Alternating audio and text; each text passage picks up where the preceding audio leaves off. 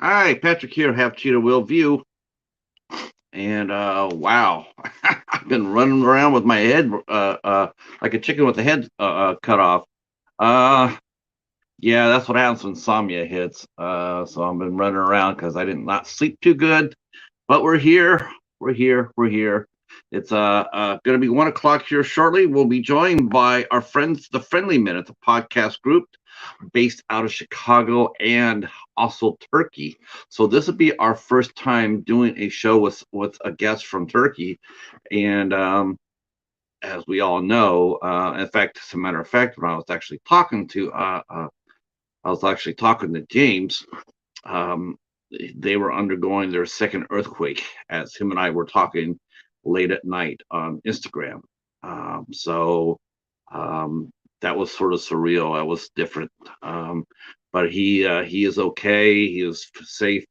And yeah, this will be a dual stream. So if you're seeing this on Facebook, thank you for watching. I appreciate that. Um, hopefully it works. For some reason, the time does never seems to set up with the time I start here. I always have to go in there and make last minute additions. So I am going to go and see if that actually worked and if we are actually showing. I hope that we are, uh, but I don't know if we are. So let me go ahead and do that real quick.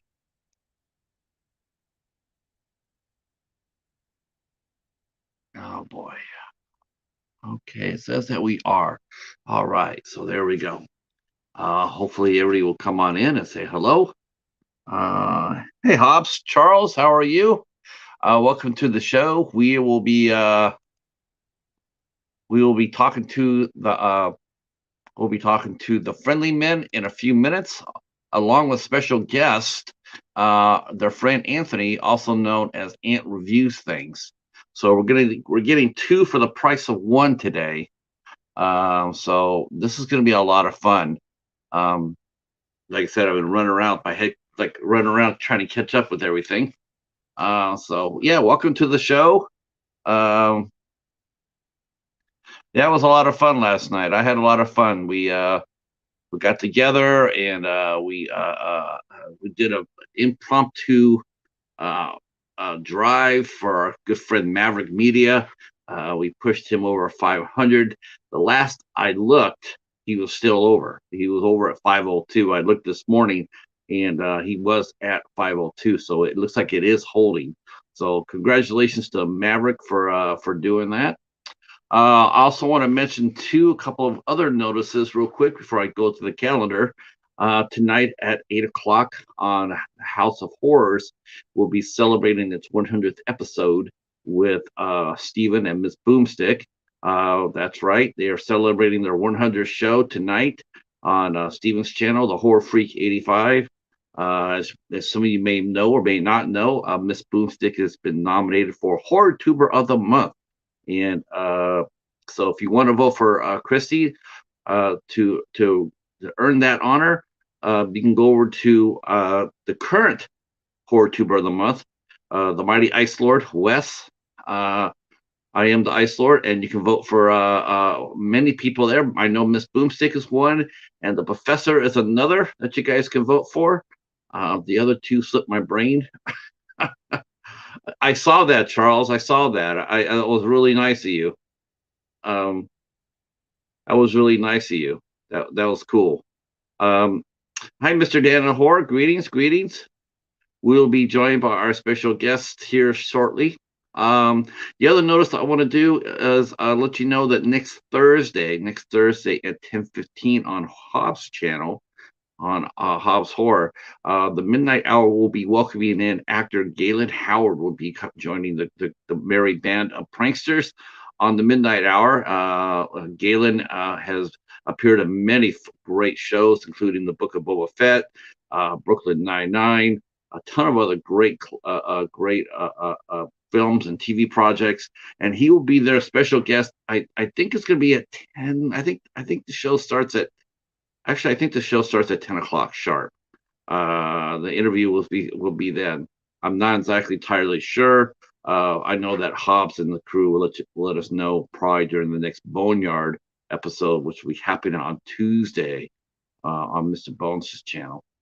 All right, our first guest is here, so you know how that goes. Whenever we get a guest, we don't like making them wait. So low school, get them.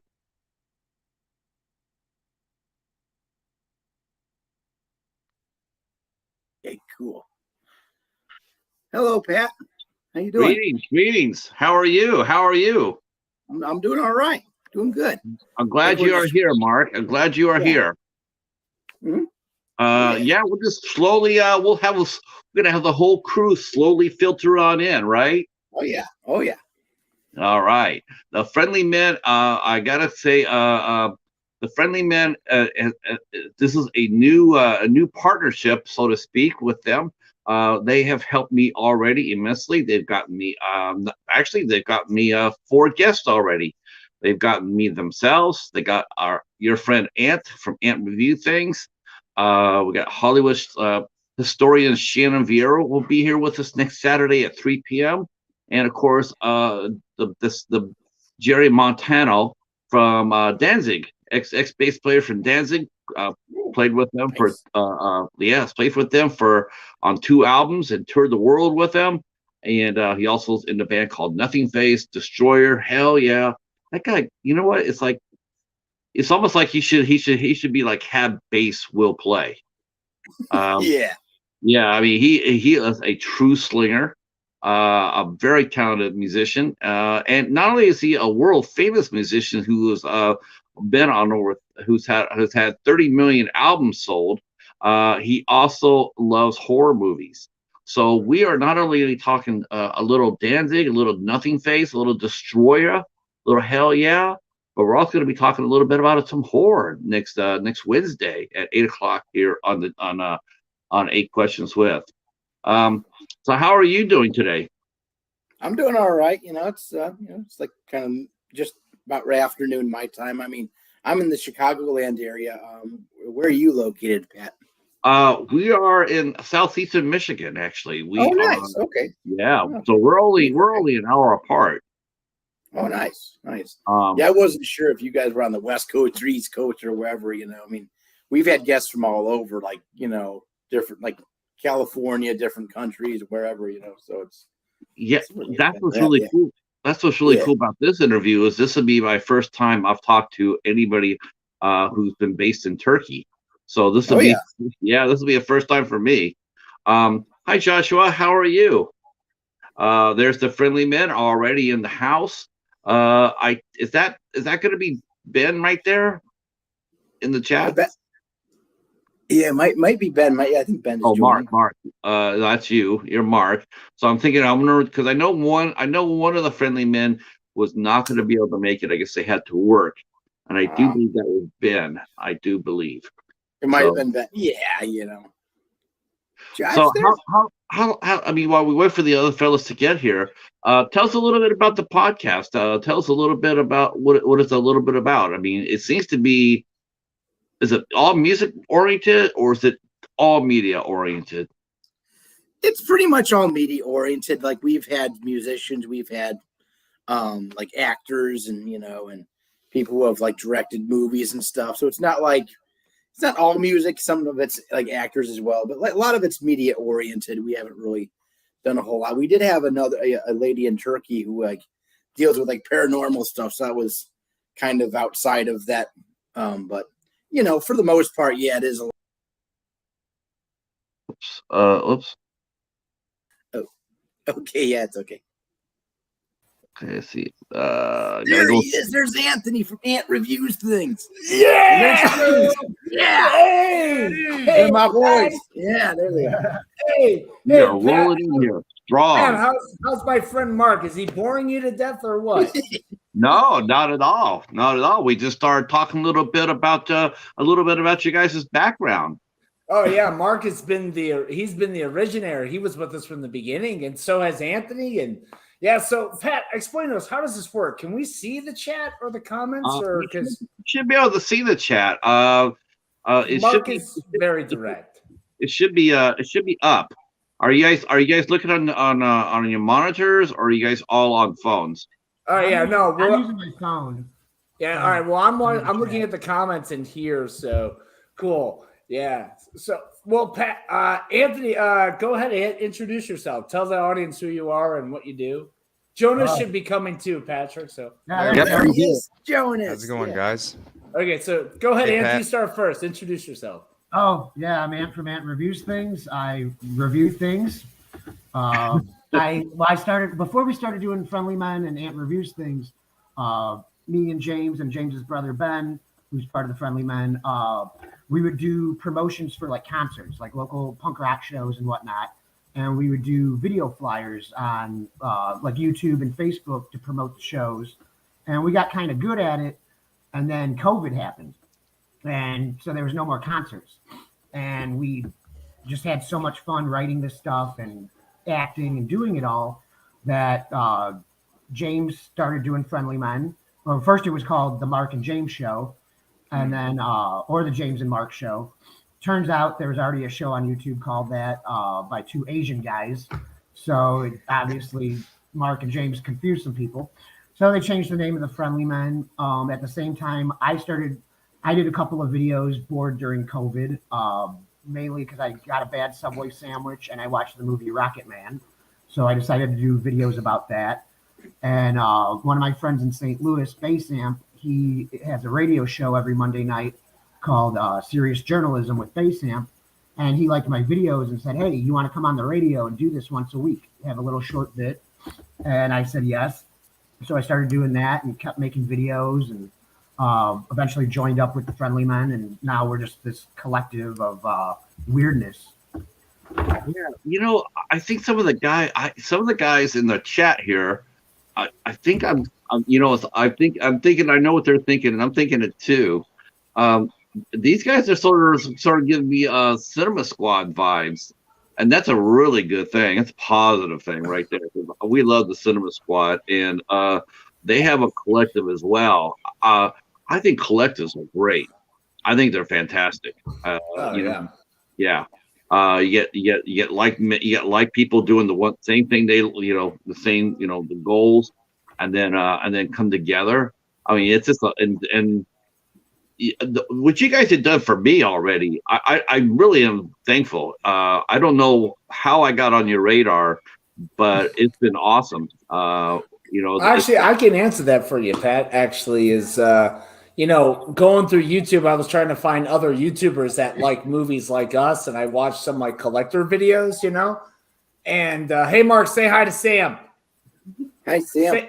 Thank you, Mark. That was great. Do I need more lighting? No, Mark. No, Mark. No one's gonna want to see Mark. You're fine. Okay, fine. Stand over. Go ahead. So no, Pat. I found you because I was watching a bunch of collector DVD videos because I like looking at people's rare stuff, and you just popped up, and we just connected through Instagram, and here we are with Charles Cochran and Outdoors with Big Matt. I guess he's a pretty big guy too, with a name like. He's Outdoors. A pretty big guy, pretty nice guy. And glad Matt is here with us. Oh yeah, and so the newest member of the team is our pal Jonas, and I'll let Jonas introduce himself and his role. What's going on, Pat, and everybody else watching? I'm Jonas. I'm the newest addition. I do the moderating for a lot of the streams, the live Q&As, and all that. I also help make poster flyers and all that for promoting. So yeah, I started off as a fan, and now I'm a friendly man. Yeah, I love the name of the group. The name of the group is just, it is exactly what you guys are. You guys call yourself. It's not a play on words or anything. It's right. Really what you guys are. You guys are all really, really cool dudes. Thanks, man. Well, Mark actually came up with the name, believe it or not. Yeah, I want something that would be just pretty generic, nothing too specific. We're not the Suicide Squad fans or something. We're cover a wide range. Now, how long has the Friendly Men all been together? I mean, do you have you mentioned about the COVID, so you guys been together for 2-3 years now? About 2 years, correct. And Mark, so what happened on my end is I'm living in Turkey, and I learned, and we had to do all our English lessons remotely through Zoom. So I learned how to use the Zoom application because I had to, and I had a lot of extra free time. So I said, hey, Mark, let's make some videos and talk about how we feel about certain subjects. And just so happens, Mark and I have been friends for, God, like 15, 16, 18 years. And we used to go to conventions, and we loved meeting people and asking them questions and asking them odd questions. So Mark and I decided to start interviewing people, and here we are. We're still here, and we're growing exponentially. You know, we just put out a new video yesterday with the Swedish film director. His name was Titus Barr. It was a lot of fun. Titus, I watched the video. I've seen the interview with Titus. That guy's a hoot. Yeah. He's great, man. Yeah, he fits our category, you know, like he fits exactly our vision. He's funny, he's goofy, he doesn't take himself seriously, and those are the kind of people that really gel with us, you know. Exactly. That's how I became friends with these gentlemen. Exactly. Now, Jonas and James and I, we were talking the other night, late at night, and I guess early in Turkey. Yeah, early morning my time. Yeah, absolutely. Yeah. As we were literally talking to each other, the second earthquake hit. That's right. While we were talking. That's right. It sure did. Yes. What a surreal moment. I mean, I must have been sort of.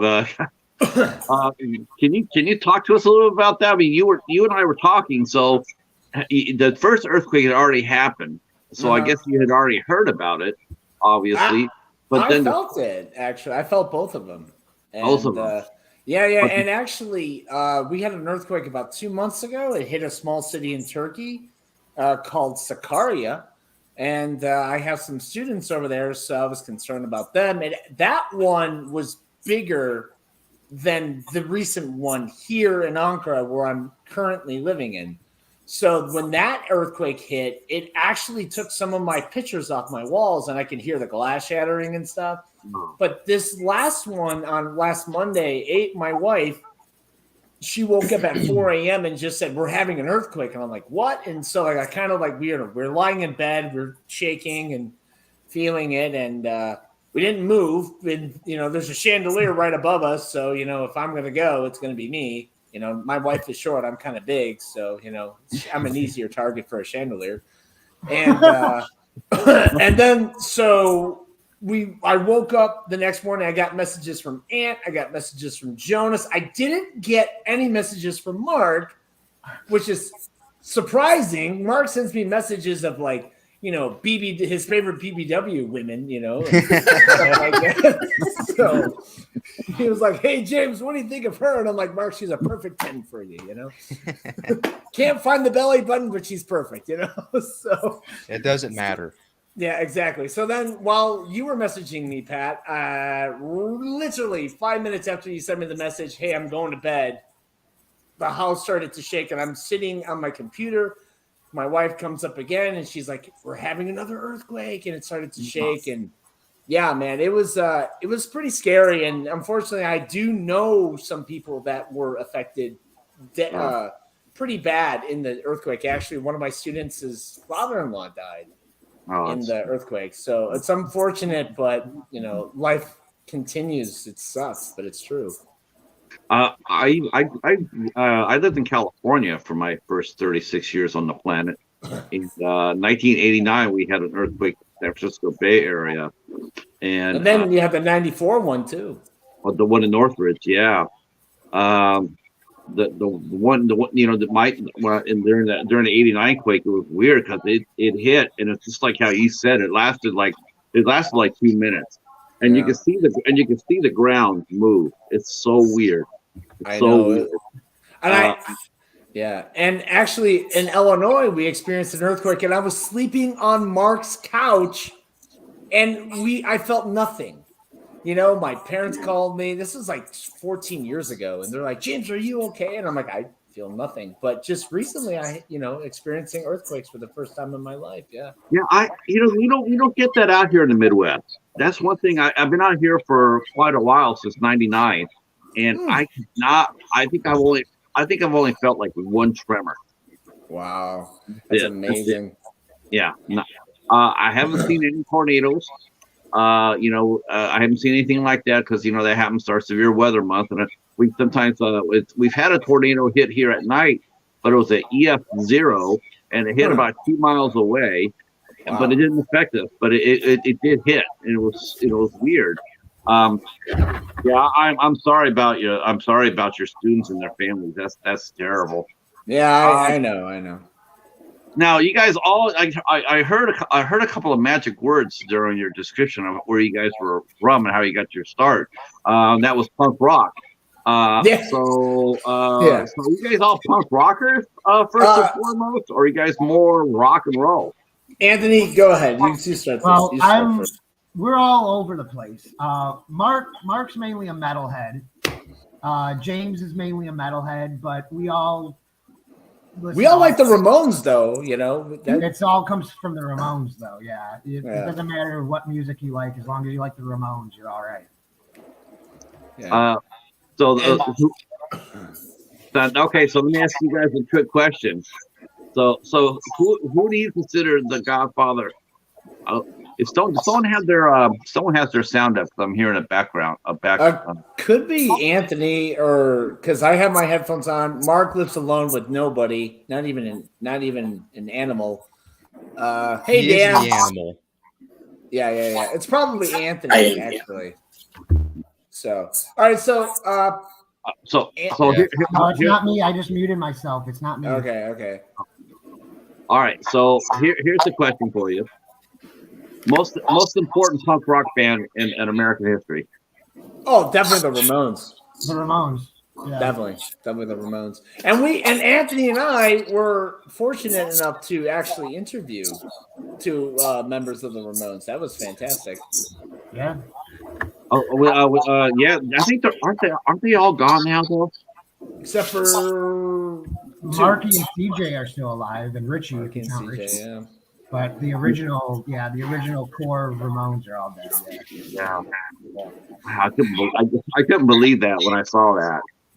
Yeah, they had a big impact on all of us. And Jonas being the newest member, Jonas loves. Jonas, tell him about yourself, man. What are you, Jonas? So I guess I'm a metal guy, but I really like Danzig and Typo Negative and stuff, and that's how I got introduced to James and the whole Friendly Men team. Is when they did their first John Christ interview.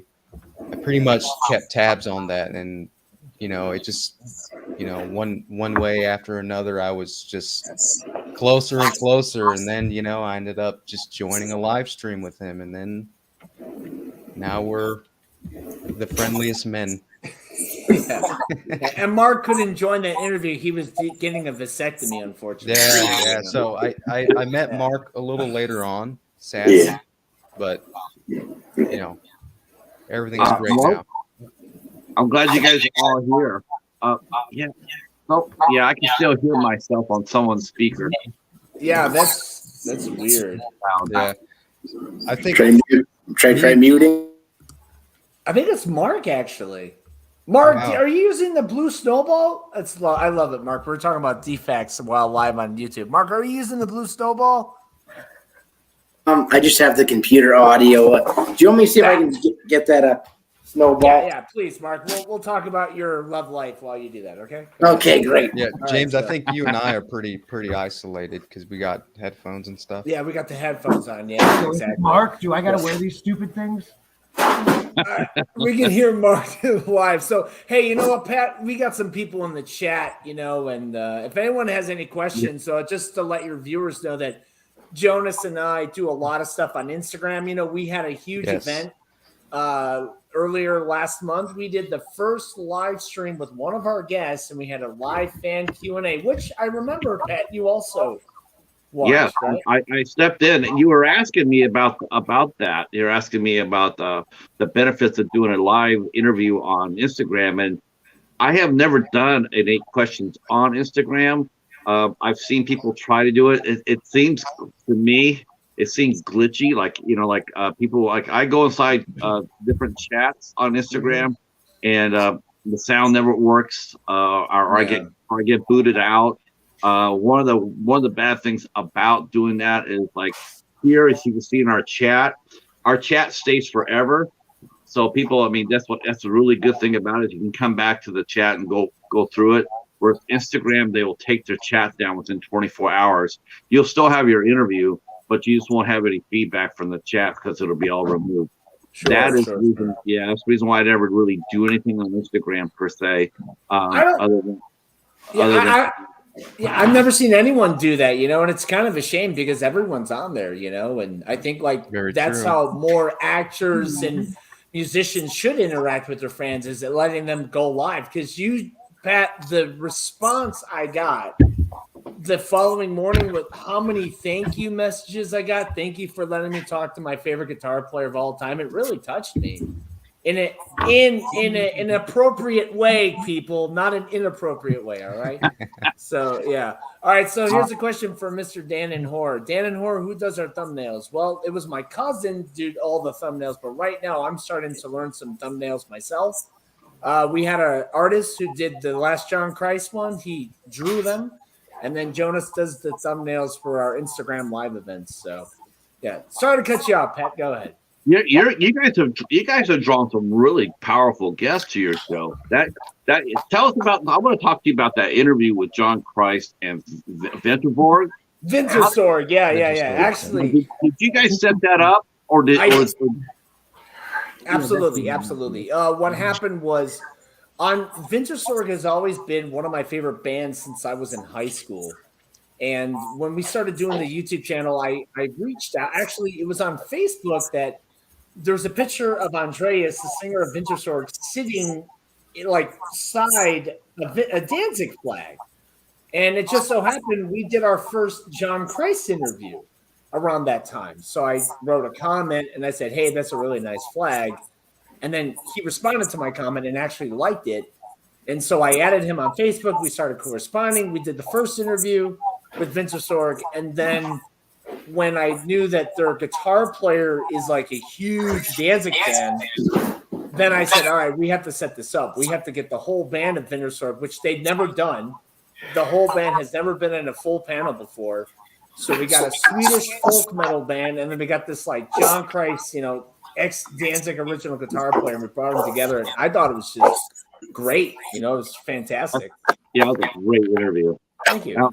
I was really impressed. That was one of the funnest ones I've ever watched. Yeah, Pat, come on, tell the truth. Tell the truth, Pat. There's a lot to be said when peers talk to peers, because they can communicate on that level that, as much as we love them, but we can't necessarily unless we've been on stage in front of 50,000 people. Yeah, there's something really cool about that, and watching them just interact and talk about music and how they play it and what it means to them. It's really neat, and that was a really great interview. Thank you. Congratulations for setting that up too. Hey, we're not done. We want to do more stuff like that. I think we tried that with actors, Pat. We've tried bringing actors of different genres together. And it didn't work out as well as I thought it would plan because nobody watched each other's stuff. So there was no back and forth with the actors and there was no interaction with them. But with musicians, even if the musician isn't familiar with your work and if they know that you've done a lot of work, they can talk about in a musician point of view and how do you do this? How do you do that? It's just wonderful. And we want to do more stuff like that. Another thing is from a fan perspective, it gives a lot of really good insight and perspective, for somebody outside the box who's never really understood how these things work. And, if you're a musician, you're even more interested in that kind of stuff too. So that's why that one is probably by far my favorite one. And I've watched it probably at least 5 times. Who have you guys' favorite? I mean, who's individually, who's been your favorite guest that you've had on?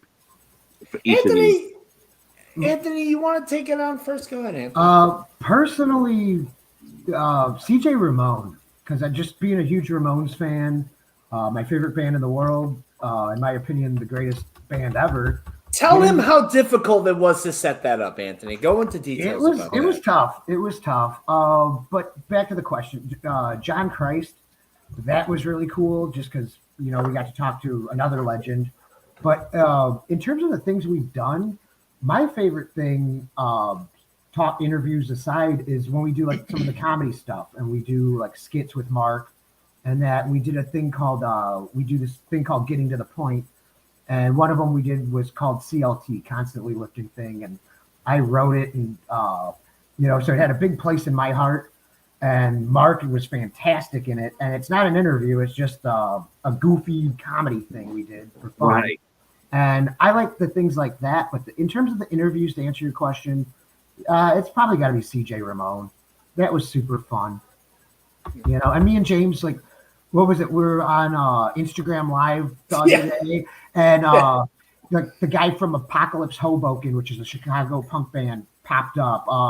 The one day, me and Ben, James's brother, we were talking to Handsome Dick Manitoba from the Dictators on the phone for like nice. For like an hour. And I'm not even a huge Dictators fan, but the guy was super nice, and it was neat to have that opportunity. So to answer your question, yeah, my favorite interview is probably CJ Ramon. Yeah. Mark, what about you? Mark, your turn.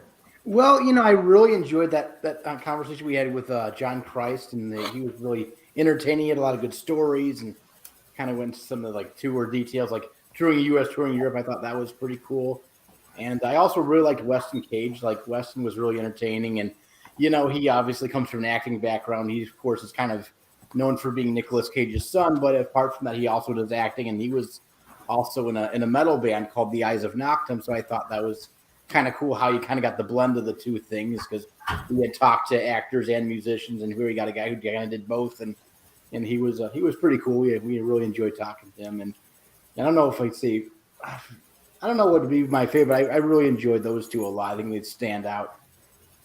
Yeah, Jonas, Jonas, newest member.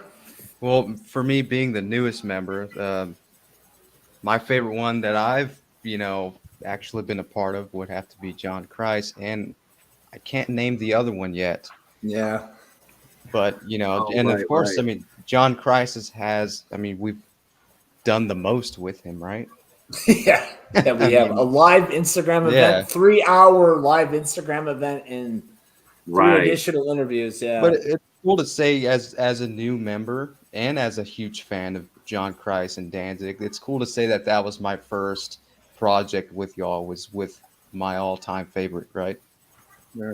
Now, Jonas, did you get a little starstruck the first time you talked to him?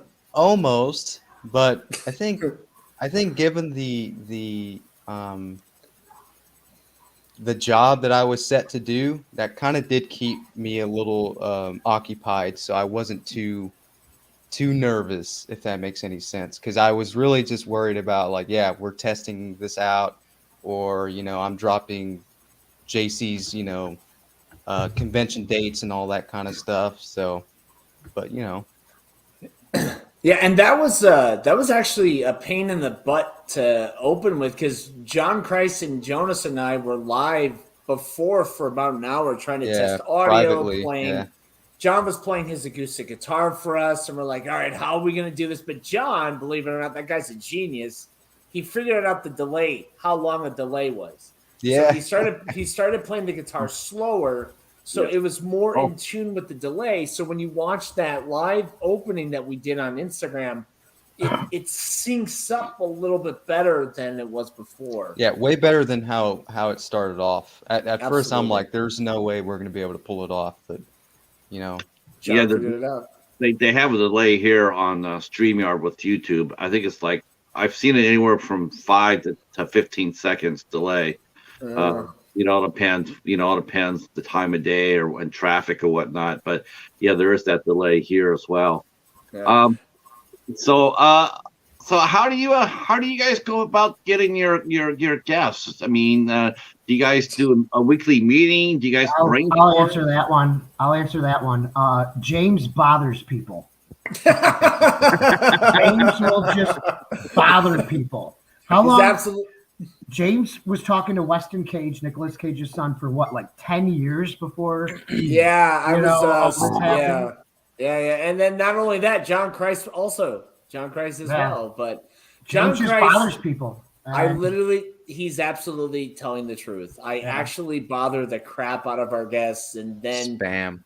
From the other side of the world. He's on the other side of the world, and he's just bothering people. Yeah, he's right. It's He's absolutely right. It's not very, I get that question a lot, because I've done a lot of interviews here, and I get that question a lot, like, how do you get your guests? And it's like, it's hard. It's not easy. I mean, every guest that you get, for your show, it takes a lot of work, and it's very rare that you just send out that one letter and sit there and say, hey, would you consider doing an interview?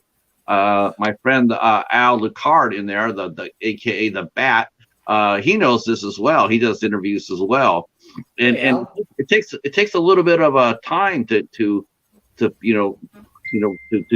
to send out the information.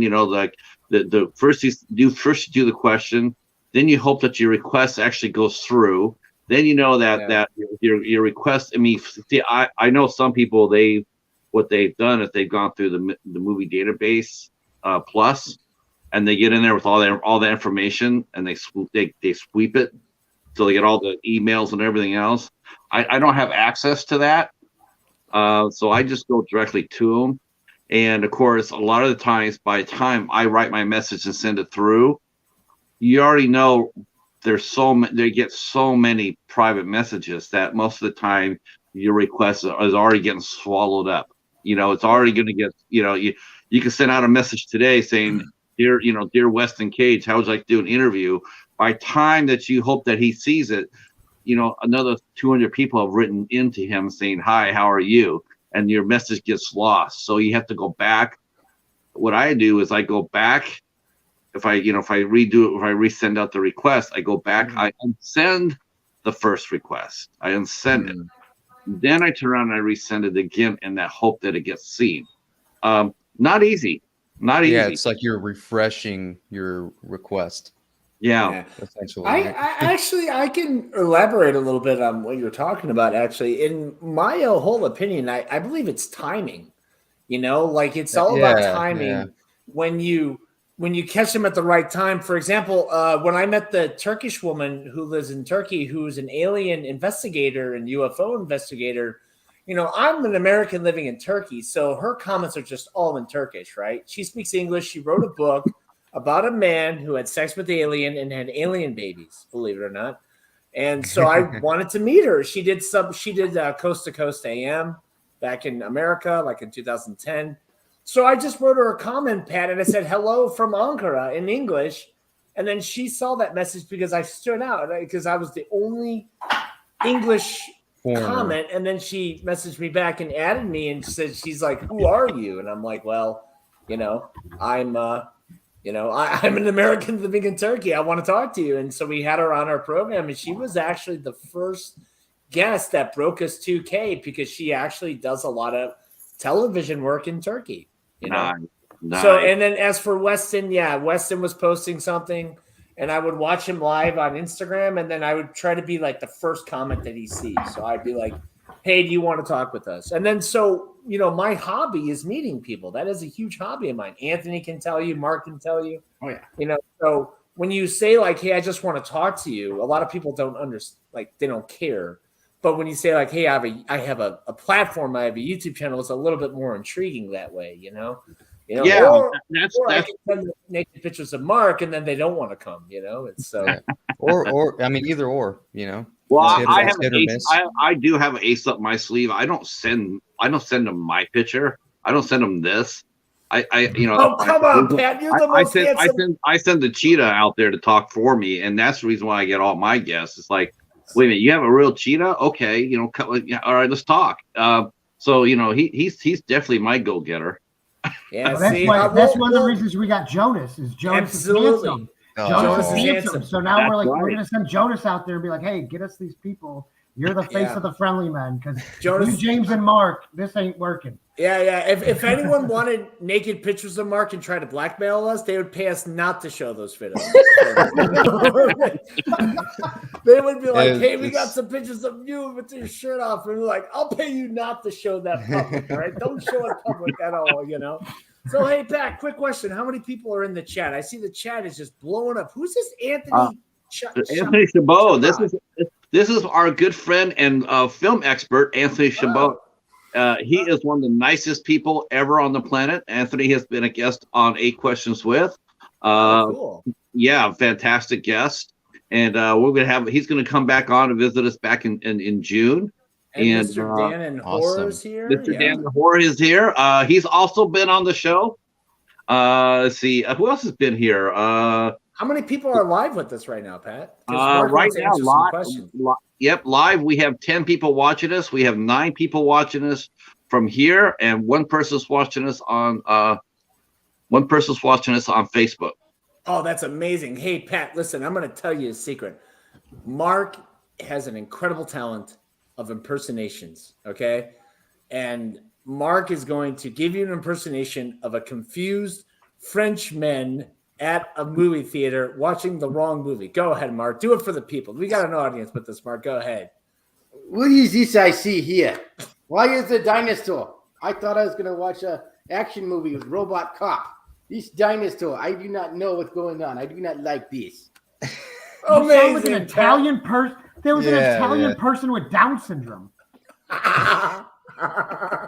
So, all right, Pat, thank you so much for having us. This is the first ever Friendly Men all together live interview on someone else's platform. So thank you so much. You guys have never been interviewed together as a group then? Never. Actually, I'm getting tired of doing my own. We've never interviews. been interviewed. We never been interviewed. Who has never been interviewed? All of you? No, Mark and I have been interviewed on this Indian guy's channel, and I was interviewed on another guy's channel, but that was like 2 years ago. So it's been a long time. You know, that's something I wanted to try to do more of. It's like I was actually thinking about that. Like, this is like my second biggest panel I've had. I had one for a podcast. It was a drama. It's a drama podcast group. Oh. St. Mary's School for the Stigmata. That was with Laura Hunter Drago and Samantha Mocker. Yes, sensational, really, really talented group of actors and producers. So this is my second biggest panel interview, but it's a lot of fun. I tell you, it is a lot of fun.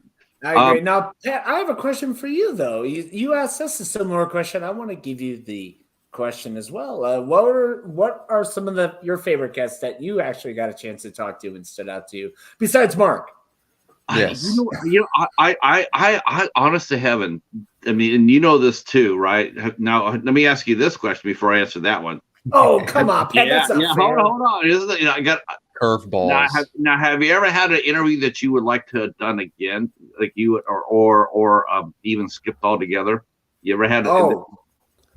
That's a good question. You know what? I think I would probably say, because Mark and I, when we do these interviews, we connect so well together that we actually become real life friends with pretty much everyone that we've ever had on.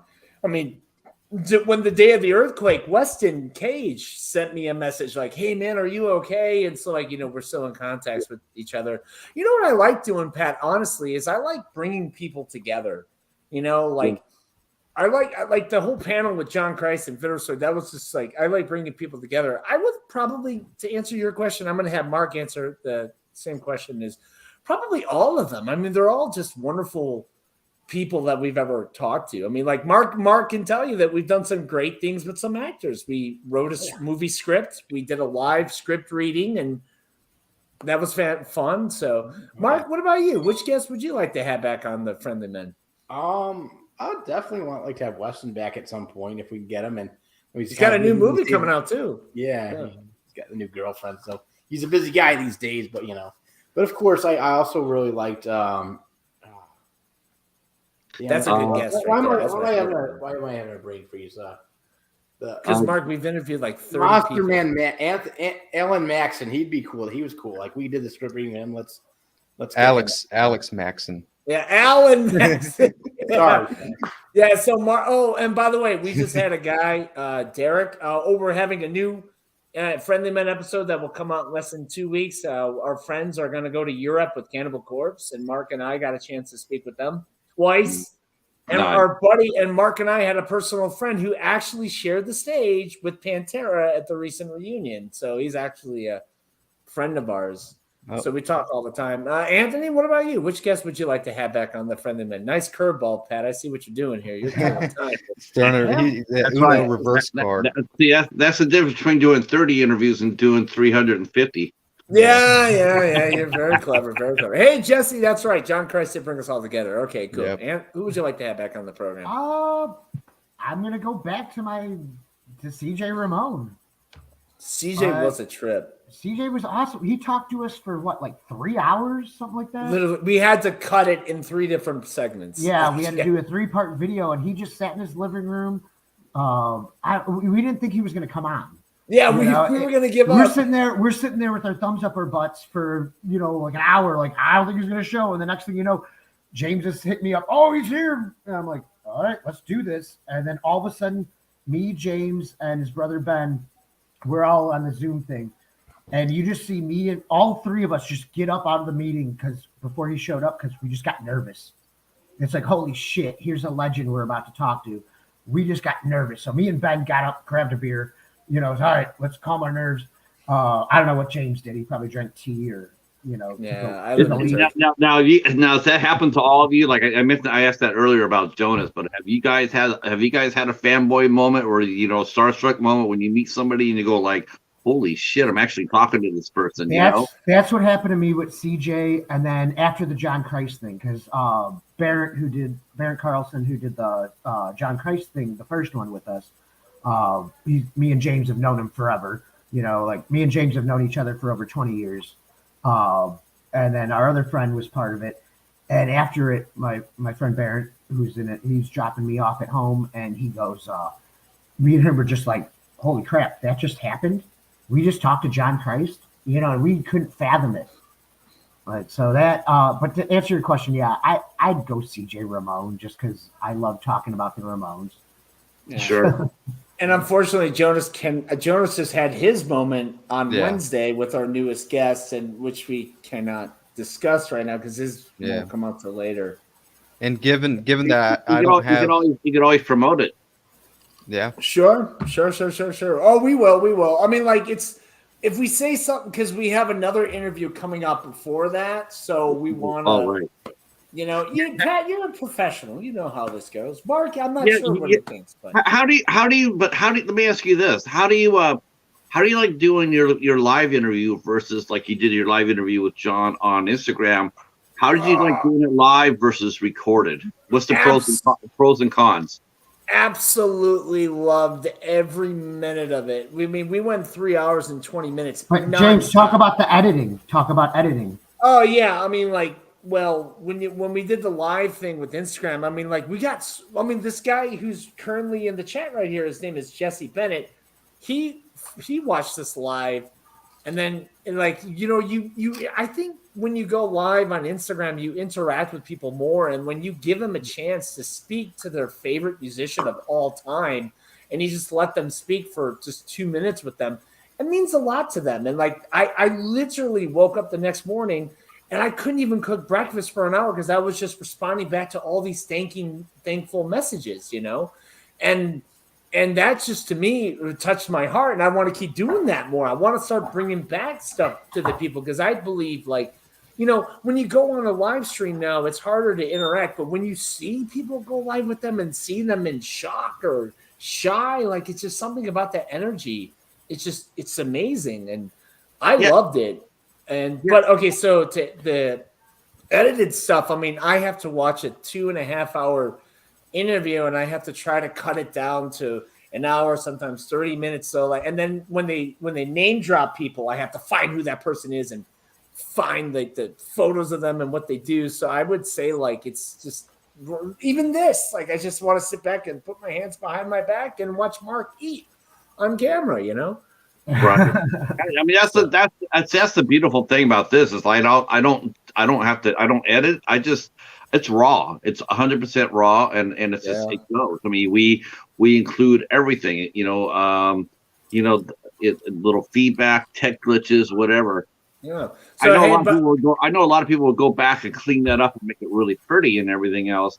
But to me, even when I go back and I watch it and I see it, to me, it just screams it's real life. This is how it goes. Yeah, there's a little bit of glitches, so maybe Sure. like sometimes StreamYard's a little itchy. Sometimes it'll kick you off. It'll kick you off a stream. You have to come back in and stuff like that, or the guest will freeze or what have you. And you just go with it, and then you show it up. Here it is. It's just raw and unedited, and I like that format. But I can also see why. If when you edit it down from a 3-hour interview, because you can't do a 3-hour interview. No, You just can't do. I don't care who you're interviewing. If you try to push a 3-hour interview out there, you're not going to really get people. They're not going to watch it. Yeah, we're not Michael Camino with what was it, the Devil's Reign or something. No, that's an old horror movie. But Pat, come on, help me. Michael Camino's big movie that flopped. That was like 3 hours with. Heaven's Gate. Heaven's Gate. That's right. Yeah, this isn't the Friendly Men's Gate. So we have to try to cut it down. These guys have the easiest jobs. I mean, Mark just comes in and says hello and goes on with his way and watches BBW videos. And Anthony comes in and just smokes and he's like, "Hey, how you doing?" Like, these guys don't touch the editing stuff. They don't do. No. Jonas. What do I do? I watch it and I make notes. I'm like, he makes notes. Take this out. Jonas has a job, but Mark has the easiest job in the world. And by the way, Pat, we have to address someone, Mr. Bones, in your chat. Now, Mr. Bones, I would like you to meet Skelebanes, our friend Jonas. Nice to meet you, Mr. Bones. Yeah, this is the other Mr. Bones that I was telling you about. This is hi V, how are you? V is here in the house. Hello, V. How you doing, V? V, do you have a question for Mark? Go ahead, V. V is she's actually starting getting into the interview game as well. She's based in Canada and she interviews a lot of folks up there. And she's just getting going. She's got a handful underneath her hat there, and she has a good show too as well. Oh, we'd love to check it out. Hello, V. How you doing? Mark loves Canada, and I think Mark would love to go to Canada. Mark, what do you know about Canada, Mark? Well, actually, years ago, I went to Toronto. That's great, Mark. That's fantastic. I went to Niagara Falls too. It's like on the Canadian side, then there's the New York side, and it was cool. Like the Canadian side's got more stuff and like entertainment stuff, and the U.S. side is kind of plain, but it was still cool seeing both sides. So the U.S. side has more crime, and the Canada side has more maple syrup. Yeah, the Canadian side is nice and pristine and pretty, and then the U.S. side has buffalo. Pat, I gotta tell you. So Anthony and Ben, my brother Ben, did a concert promo, and Mark actually played a Canadian bounty. In the video. We did two of them. We did two two Canadian bounty videos. Oh, I'm supposed to promote this. If you go, I'll put it on the link to it maybe. Mark, Anthony, Mr. Bones is here. Mr. Bones, listen closely. All right. Anthony wants to give you something to promote. Go ahead. Hi, Jamie. Art. If you go to Void Vein, VOIDVANE on YouTube, that's got a lot of our pre-Friendly Men, pre-Ant Reviews things videos of the things we did to promote concerts, like I was speaking about earlier. VOIDVANE, one word, Void Vein. And it's got a lot of our old stuff where Mark plays the Mountie. And it's just our old stuff we did to help promote shows and that. Thanks for the segue, James. Yeah, hey Mark, listen, V asked you a question. Yeah. Mark, a question. Want to be interviewed by Muay, not Muay Thai, Mark. That means me. Mark, you want to be interviewed by V? Sure. Highly recommend it. All right, so V, listen, Mark. Do it. Hey, V, we got to tell you something. Now, just make sure you keep Mark's shirt on while you do the interview. All right? Yeah. So, okay. Now, and Jonas. First of all, we got to address to all the young ladies that are watching us right now. Ladies, we are so sorry that Jonas is. There's two ladies, maybe one, that are watching. Okay, but two, maybe one. Ladies, we are so sorry that Jonas is actually taken. So please don't get upset about this. You can still follow us. Mark, I'm taken by the Friendly Men. Mark is single and ready to mingle. Yes, and it's always hunting season with Mark Nealon, you know. Yeah. That's right. Yeah. You gotta So hunt Hunting, the yeah, we animals. just hunting the animal. Be very, very quiet. It's mating season. I see a Mark Nealon. So yeah, V, for sure. That'll be awesome. I'm all about that. Well, I'm gonna Mr. make sure you guys. I'll send your information as soon as we're done here. Yeah, you guys got to do her show because she's, like I said, she's getting into it, and her show's a lot of fun. Like she's mentioned right here before, it's high energy. It's a really positive experience. I love people when I see people try to get into the saddle to interview because it's it's a lot of fun. It's a lot of fun, but if they also find out it's a lot of work too. It's Sure, not like, absolutely. we know this. We were talking about that earlier. It's a Yeah. lot of work getting you know, you can get peers. I mean, like you and us too. We could do this, and that's pretty good to do because it's one thing I want to try to do is I actually want to try to do more of this with more podcast groups because that's something I've never really done before. I've interviewed some podcasters, a couple, but not as many as I probably should have. And I sort of like to get into that a little bit more because I really like the dynamic, especially a group dynamic such as yourself. Mhm. I've interviewed one other group, but I interviewed them individually, not as a whole. And Sure. and I think I like that idea. This is a lot of fun. This is a first for me. I'm really enjoying this, and I'm seeing, And I this can is see only how part of the friendly I man. can see how this works.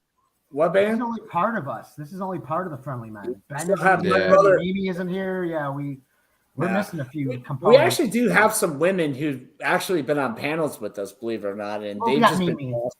We got Mimi. Now we have our friend Jenny, and Mimi's an actress based out of the UK. So when we did, if you watched our recent episode, V, on our YouTube channel, and yes, V, I can handle myself.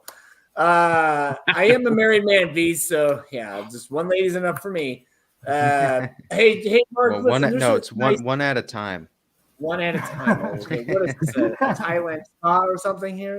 All right. So, hey, Mark, listen, there's a lovely lady in the chat. Her name is Jamie Hart. Can you give her a shout out, Mark, please? Jamie, how you doing? I'm glad you joined us today. Mark, if you did a So cameo, awkward. they would want their money back. You know that, Mark? They would put you on the YouTube channel. So, yeah, I mean, what was I saying, Anthony? I forgot. Oh well, I want to say when all this is over. Oh, we're trying to make a love connection for Mark the Animal Name. Oh yeah, I actually tried messaging. But I want to say to PLC. Patrick really quick. Me and Patrick, I've been on some of his live things lately, and anybody who comments in that, I will go back and I will subscribe to them. Hopefully, they will subscribe to Ant Reviews Things and Friendly Men. Last night, Patrick, we were helping out Maverick. I got it in my notes. Hey, I gotta go to the bathroom. You keep talking about Maverick, all right? Enjoy my logo. Okay. Enjoy your bathroom. I will. I will. It's a Turkish delight. Yeah. He probably has a bidet, but no, yeah. The thing with Maverick last night that got me like 5 more subscribers. While we were trying, and then the one when me and James were talking was last Thursday, and that got me like 5 more subscribers in like 3 minutes. Yeah. I like what you do. I like what you do. When I see you go live, man, I go on there and anybody who comments in that, I subscribe to their channel. I hope they do the same back. They will. They definitely will. All right. So, Patrick, speaking of that, go for it. yeah, there's our good friend Maverick right here. Yes, you got here at the right time. The thing about it was last night is that we didn't tell Maverick what we were doing. He was hosting his own thing going on. He was doing a screen party, and he had a panel and everything else. And I said, what the hell? So we just saddled up and popped up, and then got him his 500. Yeah, he didn't know. He had no idea. That was fun. I had fun. I stayed on for like the whole thing, and everybody was really that was just it's all about engagement, and it was a lot of fun to get people, to talk to people, and they really want to help out, and they get in there and they drive it. I mean, it helps that Maverick's a really nice guy as well. He's he really is. He's a really cool guy, and I just wanted to surprise the hell out of him because he's sitting there before his stream really got going. He's sitting there going like, well, if we get to 500, maybe we're gonna give away some stuff.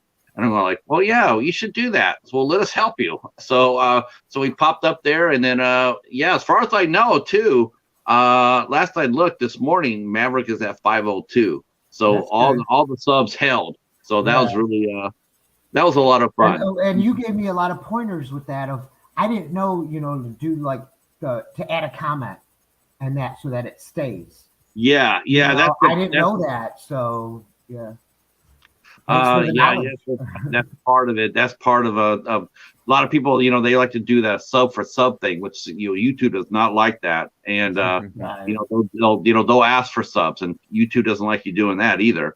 So what you do is you just go ahead and you just push out somebody else. It's not about you; it's about them. I get it. Yeah. Like it. So, and really quick. Oh, James is back. James, how was the bathroom? Also, do you have a bidet? Do you have a bidet in your house? Yeah, dude. Yeah, man. I use it to clean the back end, So, I hope I do the dishes with my bidet. Hey, by the way, we just want, Pat, there's something we do need to discuss here. It's very important to the Friendly Men. Jonas is an ex-plumber. So if anyone has any plumbing stories they would like to, actually our highest short video on our YouTube channel is Jonas entering a home that was Jonas, do you want to talk about it? It was vacant. Yeah, it was like a vacant kind of squatter home. And there was some interesting activity going on there, to say the least.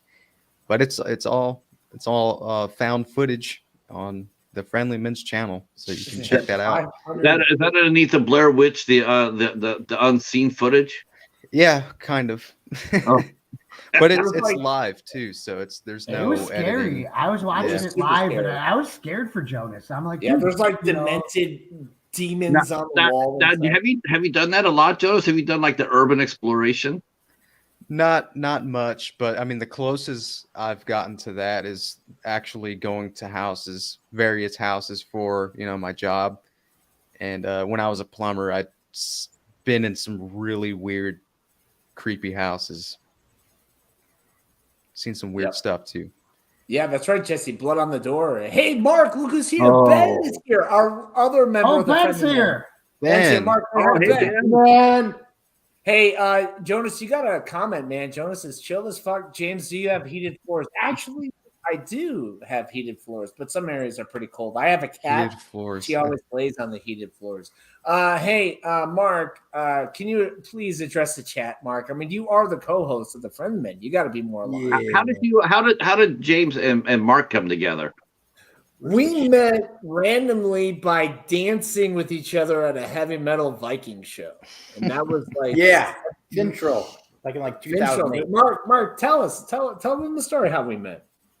Yeah, I think the first time I originally met James, I was with another friend of mine, Brandon, who now lives in Florida. This was sometime in 2008. We were singing Fintrol at the Pearl Room, which is just outside of Chicago. It's like a town called Mokina, which but anyway, it's closed down now. But at the time, we were seeing a lot of bands there, and we saw Fintrol. Just this guy randomly just starts dancing with me. I thought that was really funny. And then I saw him again at a Cardiac Arrest show, which is Cardiac Arrest is another like Chicago heavy metal band. And so we were, at Cardiac Arrest and we were hanging out. This was at the Yodi in a bar in Mount Prospect. And this is closed now, but at the time they were hosting a lot of heavy metal shows and, black metal, death metal, all kinds of good shit. So we were just hanging out and we started talking. We just became friends. And so, yeah. Mark, watch your language. We have ladies in the chat here, Mark. What are you doing? Jamie Hart is offended with that language you're speaking. Yeah. Well, I mean, he's got his shirt on, Yeah. True. Jamie, I apologize on behalf of the Friendly Men about Mark's the S-bombs that he just not so friendly. Yeah, that was very friendly. The wrong kind of F word there, Yeah. Mark and I, in the beginning, we try to keep everything PG. We try to make it friendly because we want to make it for everyone. But we've been letting the F-bombs. Yeah, man, it's friendly. If you watch some of the videos, there's kids' music in the background, Yes. For example, the terrifying squatter video of me going through this, terrifying house. There's little kid music in the background of me, discovering blood stains on the door and this creepy Jonas is cultist graffiti. you're in imminent danger, and there's children's music in the background. Yeah, all thanks to James. He put that just to lighten the mood up. Even though at the moment when they're live with me, we're all a bit anxiety wrecked. Do you still work that job, Jonas? I do not. Oh, okay. I was gonna say, please wear a camera every time you go in there. Yeah, I've tried to document as much as I could. Take some pictures, but I never went professional with it. I don't blame you. I mean, that's now you guys all live in Chicago proper, right? I mean, you guys are all in Chicago. Except for Jonas. Yeah, I live in Texas. Oh, okay. Oh, okay. Texas. Okay. I'm in Chicago. Now, how do you guys like meet once a week for a brainstorm? Like this. Do you guys meet, or do you guys how do you guys plan out a show, and how do you guys decide who's going to be a guest on the show? I'll let Anthony answer that one. It's just like James will be like, "We got this guy," so I'll just start taking notes, or James will be like, "Write questions for Mark." And so I write questions for Mark, and Mark doesn't read my questions. I stay up for 2 days, working on Mark's material. No go. But no, it's just with the interview ideas, James will just be like, "Hey, we got this guy. These people are going to be on the panel." And so it's like we're an interchanging group, to where, even if like I'm not on the panel on video, I'm still helping James with the notes and doing research and that, so we kind of switch out between each other. So it's just like, who's the best available and prepared for this, interview, like certain ones, like where it's like, it's a musician, you want musicians, things like that. But when it comes to like the comedy and like the scripted stuff, then it's, we kind of got to sit down and what's our ideas, or James will just send me, okay, I got this idea where we have Mark do this. And then I just run with it. Because I love writing for Mark. I'm like, I have pages of notes, folders of notes of things I want Mark to do on film that we'll probably never ever film. But I have so many great ideas just involving Mark. And it just, I don't know, James mainly comes up with the initial idea or concept. Ben too. Ben too. And then we just go with that. And then we just, it's who, depending on what the subject is, or if it's an interview, who's the most non-inept to do it, basically, out of our team. So you guys just all meet and then decide, like a democracy. I mean, you guys decide who's stronger for that particular interview. And most importantly, we hold prayers about it. Yeah, absolutely. Yeah. Actually, so to elaborate a little bit what Anthony was saying, hold hands and everything. I came up with this idea is I would love to see Mark do like an investigating show. So we made up a story about one of Mark's and our closest friend, this guy by the name of Dave. I've been trolling him for 18 years. I mean, I would call him 15 times a day on his cell phone and be like, I've been his number one troll, but we're really, really good friends. So I wrote this script of like how he's obsessed with Mortal Kombat. You can watch it on our YouTube channel in the playlist. It's called Getting to the Point with Mark Nealon. Bad movie obsession. So what I did was I came up with the premise. I sent it to Anthony and Ben, and I'm like, all right, what can we do with our friend Dave? My cousin, did some great work with the Photoshops of our friend. And then actually I sent that video to one of the main actors of Mortal Kombat. Two of them saw it. I believe. Who'd you send it to? Who'd you send it to? I sent it to Shao Kahn, the guy who plays Shao Kahn. Brian Andrews, Brian Adams, I think. And the guy who played Scorpion. Didn't the guy who played Scorpion? Yeah. Well, that's right. The second, he was in the first movie, and then so we sent it to the second guy, and then he actually wrote a comment. It's still there on our YouTube channel, and he wrote like, wow, I am the sorcerer of all, blah, blah, blah. But this video made me laugh. So we played it serious, but we were sarcastic about it. And that's the kind of comedy that I love. You know, just watching Mark just being serious. It's just so funny, you know. But Hey, it's Mark, not serious. Mark, Mark, can you look at the question, please? There's a question for you, please. Can you call me V? Go ahead, Mark. Yeah. Read it to yourself, Mark. Make some empty noise. That's fine.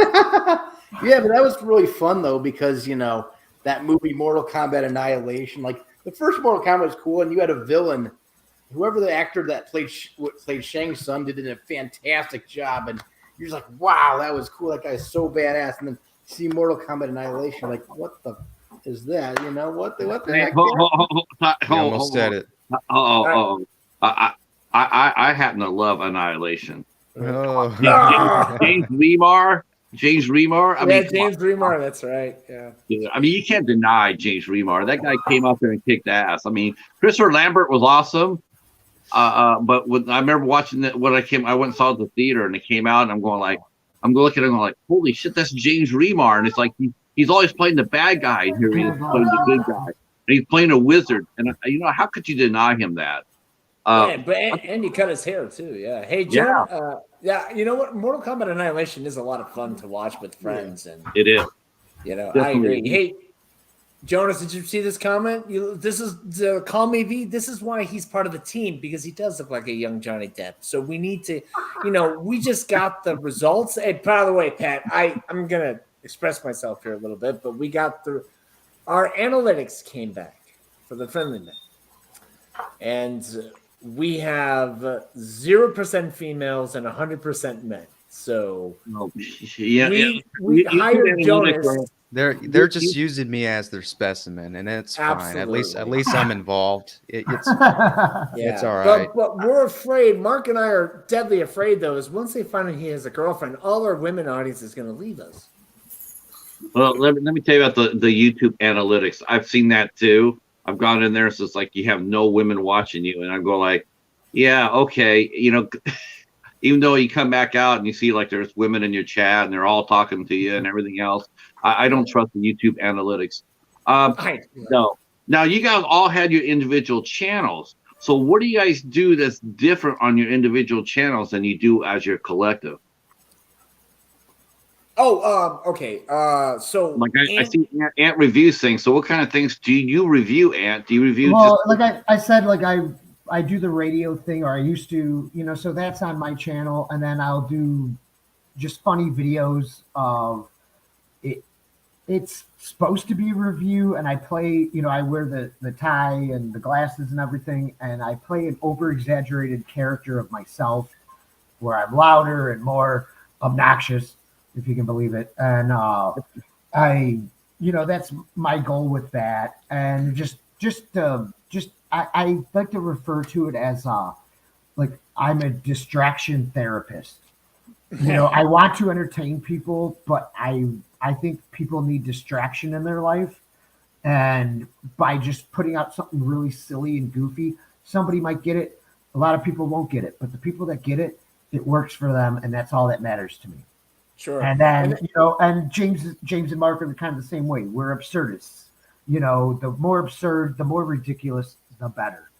Right. And, and we try and, like with the interviews, that's a different thing. We try and be serious, but we also are total goofballs. Oh, sure. So, Yeah. And how we connect is I also write reviews for Anthony and him ideas, and Mark actually sings Ant's theme song. Yeah, Mark sings my theme song. James edits a lot of my videos now.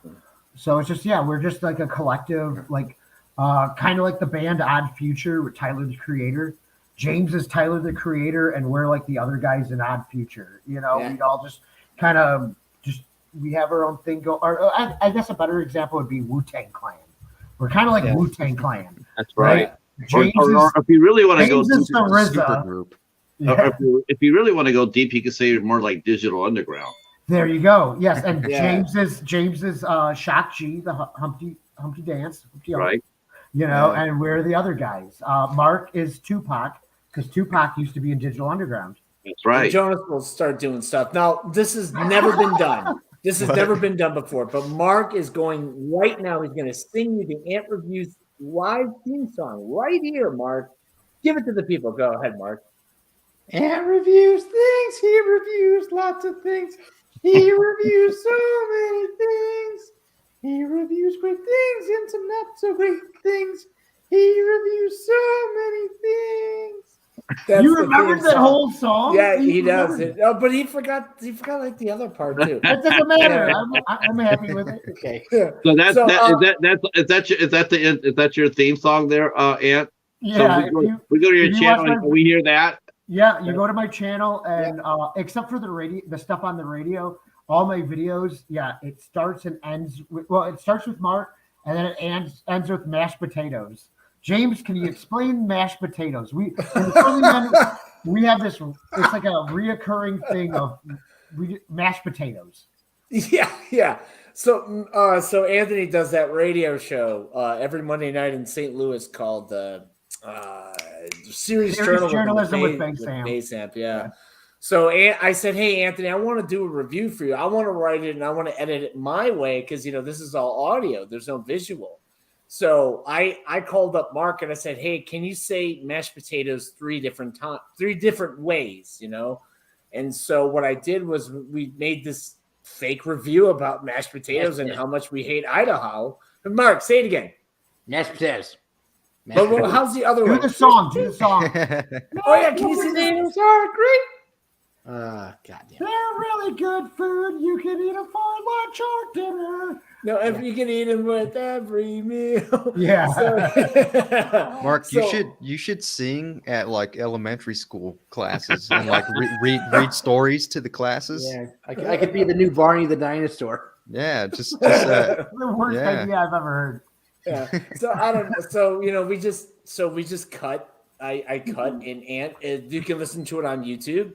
It's called Ant Reviews Things, Mashed Potatoes. That's all me. Jonas, can you put up the link to Ant Reviews Things on the comments? No, that's not Jonas. That's Mr. Bones, you nerd. Well, Jonas is not typing any I'm not comments. in. That's I'm not not Jonas. in the comments. Did I in there? Mr. Bones is a completely different I know, person. he's Skeleton Bones. Can somebody put my This shit is in the Mr. comment? Bones. This is Skeleton Mr. Bones. Bones. Not Skeleton Bones. I can't do that on the comment because I'm on the thing. Mr. Bones, please listen to my dumb friend here, okay? Can you do that for me? Anybody on there, just put a link to Ant Review. Hey, Ben, put a link to Ant Reviews Things on there. They're doing it. Yeah, so basically we cut mashed potatoes. So I love Thanks, Mark Mr. saying, Bones. Yeah, so I love You're welcome. Mark saying mashed potatoes are great. So every time we finish a review, Pat, I always end with mashed potatoes are great. And then that's Mark, So we all kind of connect with each other in a way. Yeah. Jonas is going to do stuff for pretty much everyone, actually. Jonas talks to Anthony. Mark keeps his shirt on. We're thankful about that, And Yeah, I put shirt guards on Mark. Now, are you guys who's 100% responsible for your guests? I mean, do you have an assignment? I mean, that you guys like a job on the team that you do no matter what's going on. Like who's responsible for booking the guests? Who's responsible for writing? Do you guys do preset questions for your guests, or do you guys do it off the cuff? I do. Andy does. Actually, I'm watching my newest video. I am so bad when it comes to intros. Like when I introduce people, I'm really bad at it. I don't know why, but it's always my biggest struggle is introducing because I try to keep Mark's worse. Mark forgets who the Mark guests forgets our guest names. Yeah, he'll be like, "Oh, we got James Brown." It's like James Brown has been dead for 5 years. Mark. Yeah. So we had this guy 4 times on our show, and Mark forgot his name and what his qualifications were, and I'm like, ah. Oh. So to answer your question about the guests, it's 80. It's like 60-30 from my brother Ben. Like Ben sets up some of the interviews and we elaborate on that. So it's basically Ben and I. Ben and I do most of it. But I would say I talk to Ben. I say I want to do this, and then Ben gets us interviews and he sets it up. So basically just Ben and I. Mark just sits back and just says, "Hey, we're going to talk to this person." And Mark goes, "Okay." And Mark, here's a question for you, Mark. Did you even watch the Hellraiser movie with Jason Liles? You're on the spot.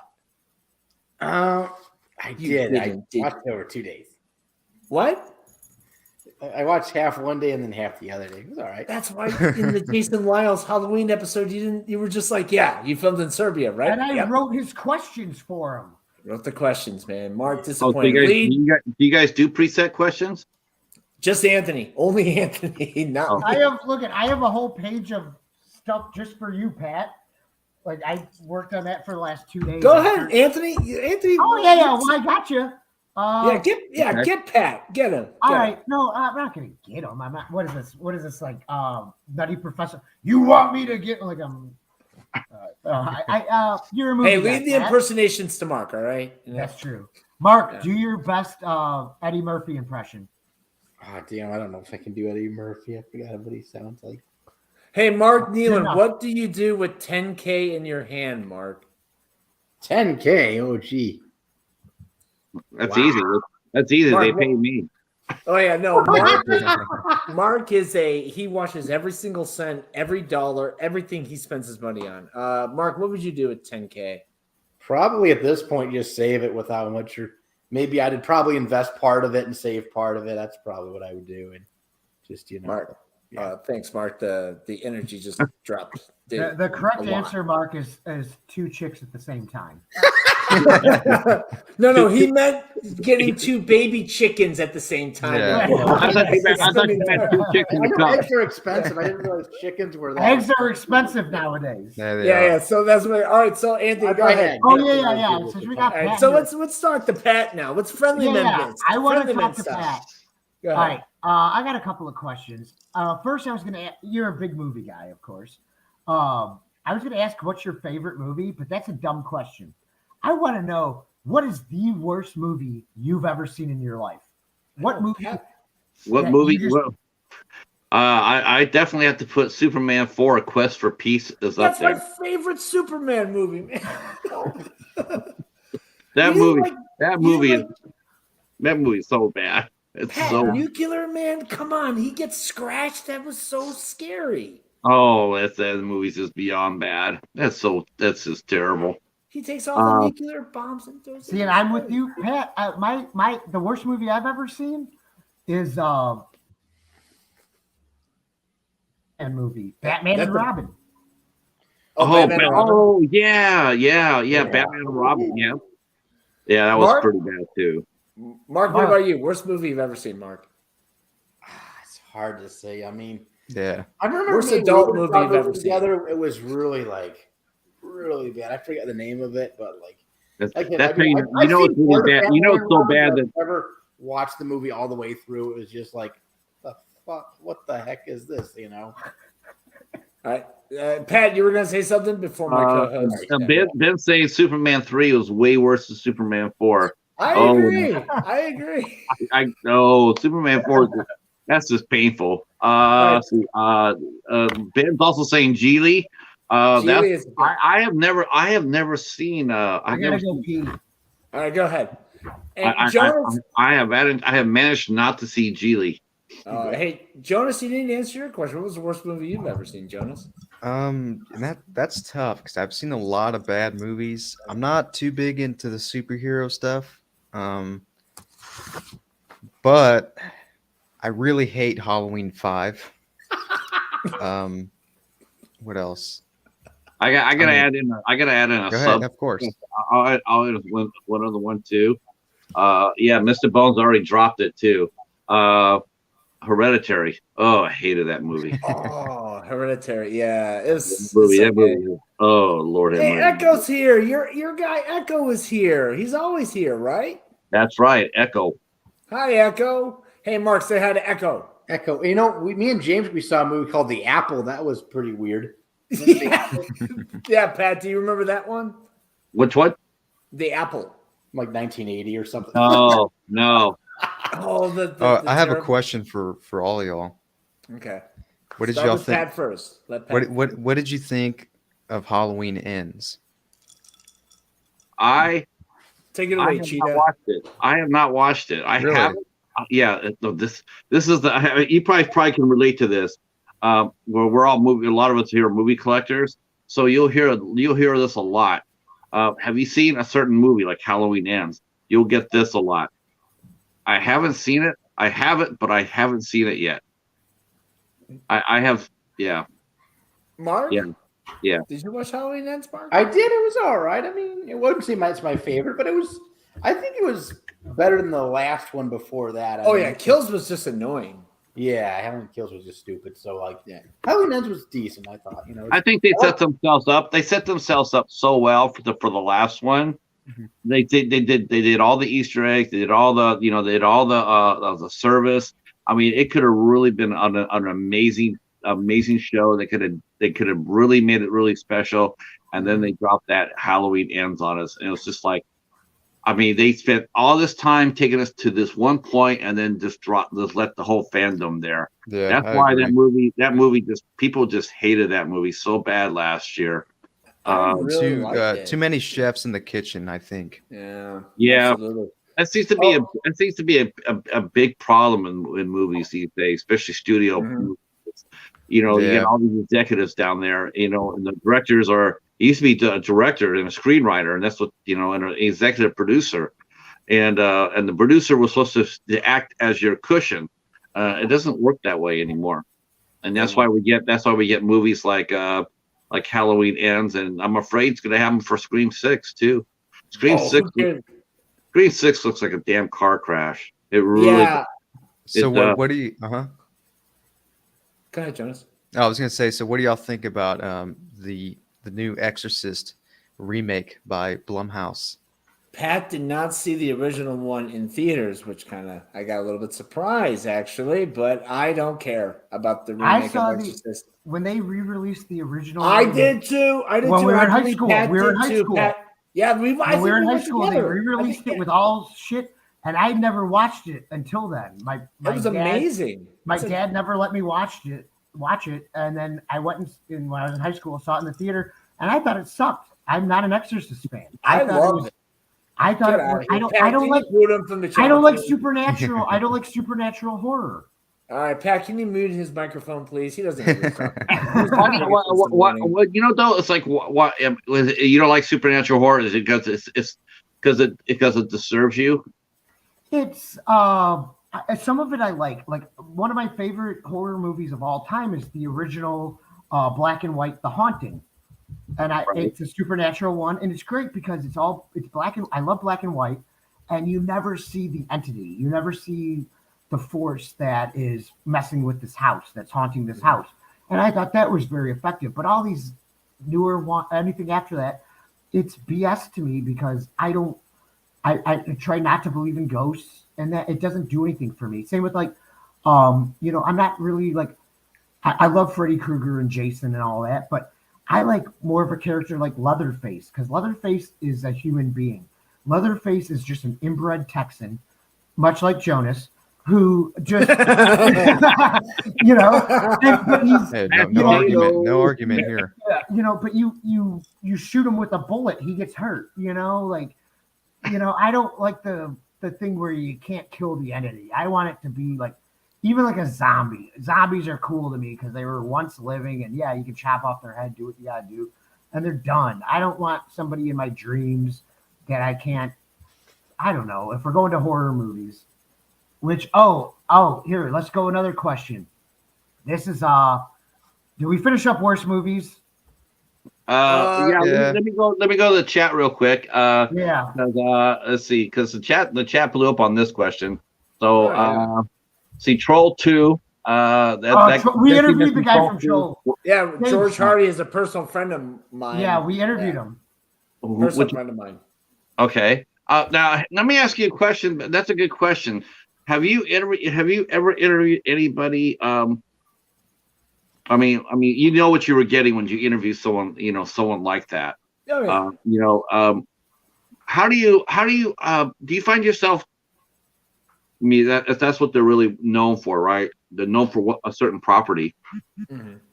Have you ever done any interview where you've avoided asking the same question that they've already heard like 10,000 times? Oh, God.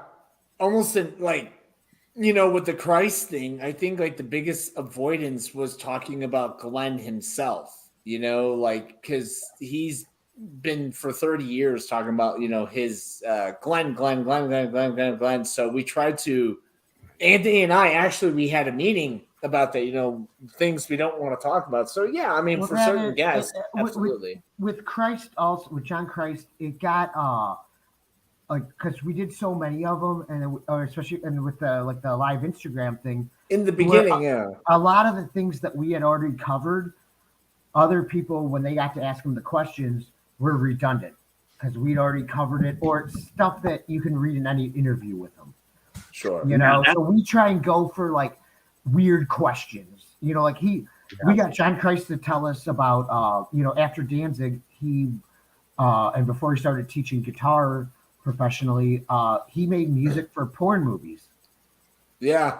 He told us that. He was like, I'd go in there, I just make music for porn movies. Okay. And Mark watched them too, I believe. I'm sure Mark did.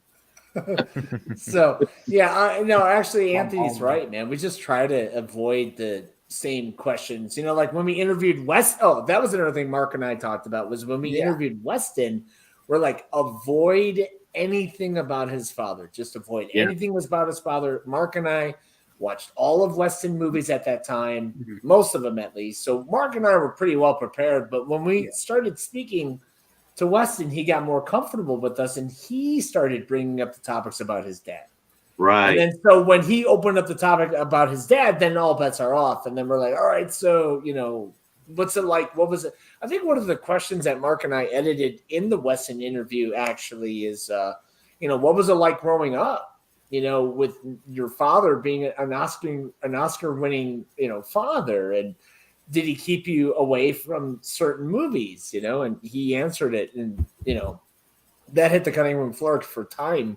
But yeah, I mean, of course, certain guests, we try to avoid the usual questions. That really, to me, that's what I try to do. I look at that as a strength as far as that goes. Is like, especially when they're known for that, particularly when they're one or two projects. And you that going in, and then you just do your best to not talk about it.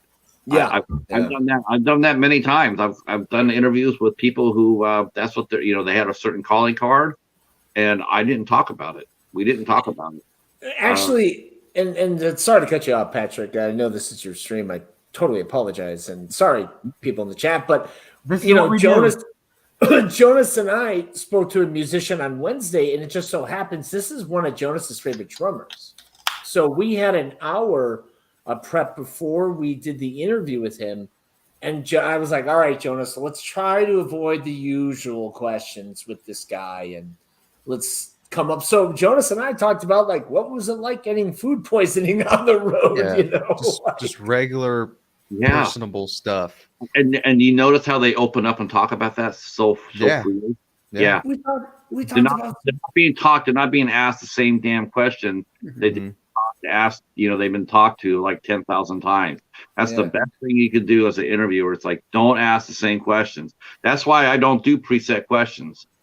When I talk to somebody like we're talking now, there's no script here. We're just riffing, and you get the best discussions that way.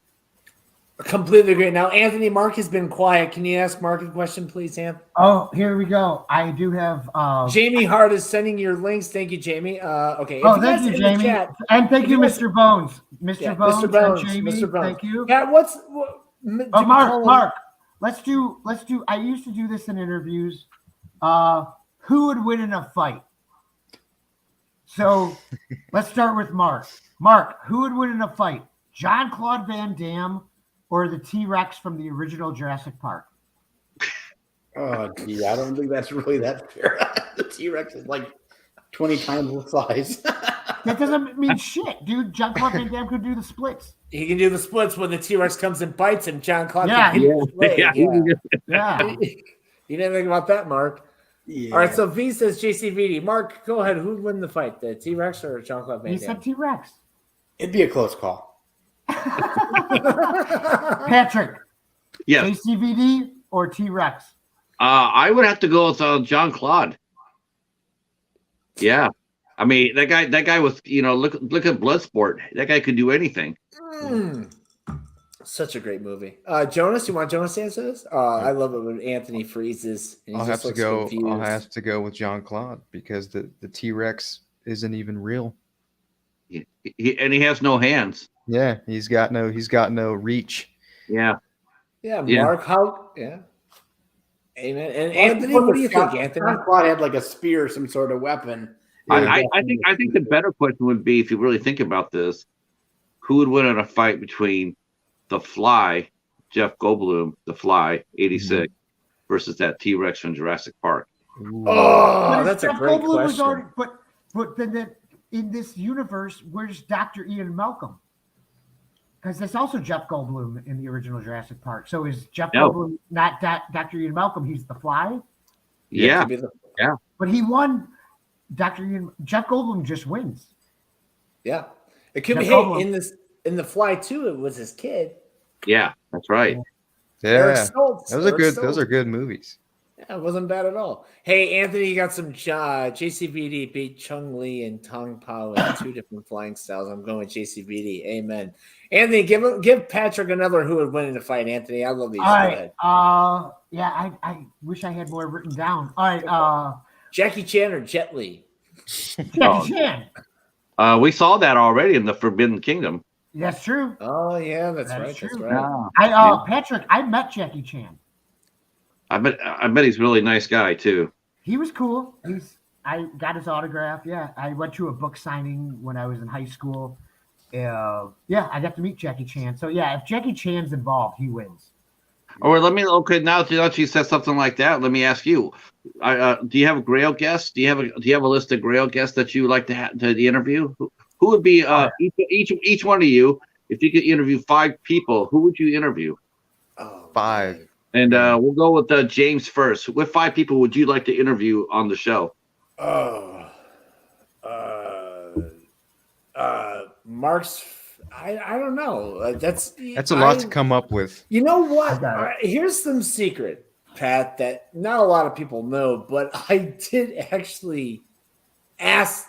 I made him ask, of course, his father, but we actually did ask Nicolas Cage to be on the show.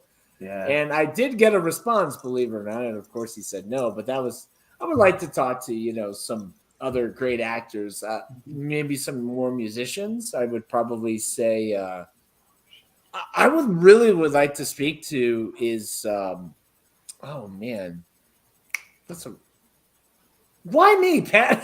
Okay. Yeah, I'm in Probably the same. Jamie I'm in the Hart, same boat. and have Cheetah. Well, I'm sorry. Okay. Hey, why not? Yeah, I mean, I Seriously. think, you know what? Probably maybe Glenn Danzig himself, I guess. I would like to say hi to. I think he'd be an asshole. Probably would be. Maybe Ice-T and Ice Cube and make like a special Ice episode and Vanilla Ice and get all 3 of them. Yeah, I like it. Yeah, Okay, the two Danzig and the 2 Ices. I can get that. I can be on that. Bruce, see, the thing about Jamie, Bruce Campbell is just, I mean, he's everywhere. Oh, I love Bruce. Bruce Campbell's great. Don't get me wrong. You know what? Mark and I met this director in Chicago a few years ago, and I'd really like to speak with him again. Is that Don Coscarelli from the Phantasm movies? Right. Mark and I drove him to his hotel, and he was just an absolute treat, and I think he's great. And probably, I would probably have to say for the last one, maybe Ty West. I guess I think he's a pretty interesting film director. And Jonas, what about you? I'm still no, Pat. Are we talking alive or dead though, Pat? Yeah, No, we're talking about alive. I mean, no, now. I mean, yeah. Yeah, now. Okay. I think Steve Zing would be pretty cool. Super cool. Danzig, yeah. Yeah. Who else? Trying to come up with some. I don't know much actors. Go with your strength. Yeah. Go with musicians, yeah. Yeah, go with musicians. I guess Sal Abruscato, cool guy from Typo Negative and various other bands. And he's a good drummer. Yeah. I actually did a show with those guys. Really? Yeah. Yep. How did that Wow. go? How long ago? That was a whole different lifetime ago in the 90s. Wow. You know, Peter was still alive. Is there any is that available anywhere? The show, Yeah. that was like Or in the middle of the 90s. I worked at a venue called The Edge, and me and my partner Jimmy, yeah, we did a lot of nationals. I will tell you the story about Peter Stone that was funny as hell. So Please. obviously, Peter was he was really well known, both as a singer and off the and as he was in Playgirl, and Yeah, he was. Yeah. and Mark he loves that issue. the band was playing. They had a rocking good show, and I'm sitting there. I'm on the side. I'm on the wing, and I'm not kidding you. By time they finished, and went out, go downstairs to wipe themselves off clean, get cool down after the set. By time the rest of the band was doing that, we were all going outside for fresh air, and Peter already has some girl in the bus and already going at it.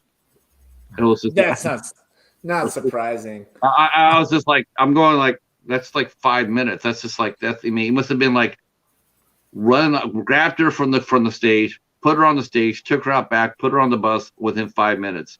Oh, Pat, I can as a musician, I can kind of answer that question. That was pre-planned. Okay. Like you meet them before and then you say, hey, I'll meet you after the show, No, I mean there wasn't even any meet after the show. It was just like the show was there was no after show. It was like the show bus.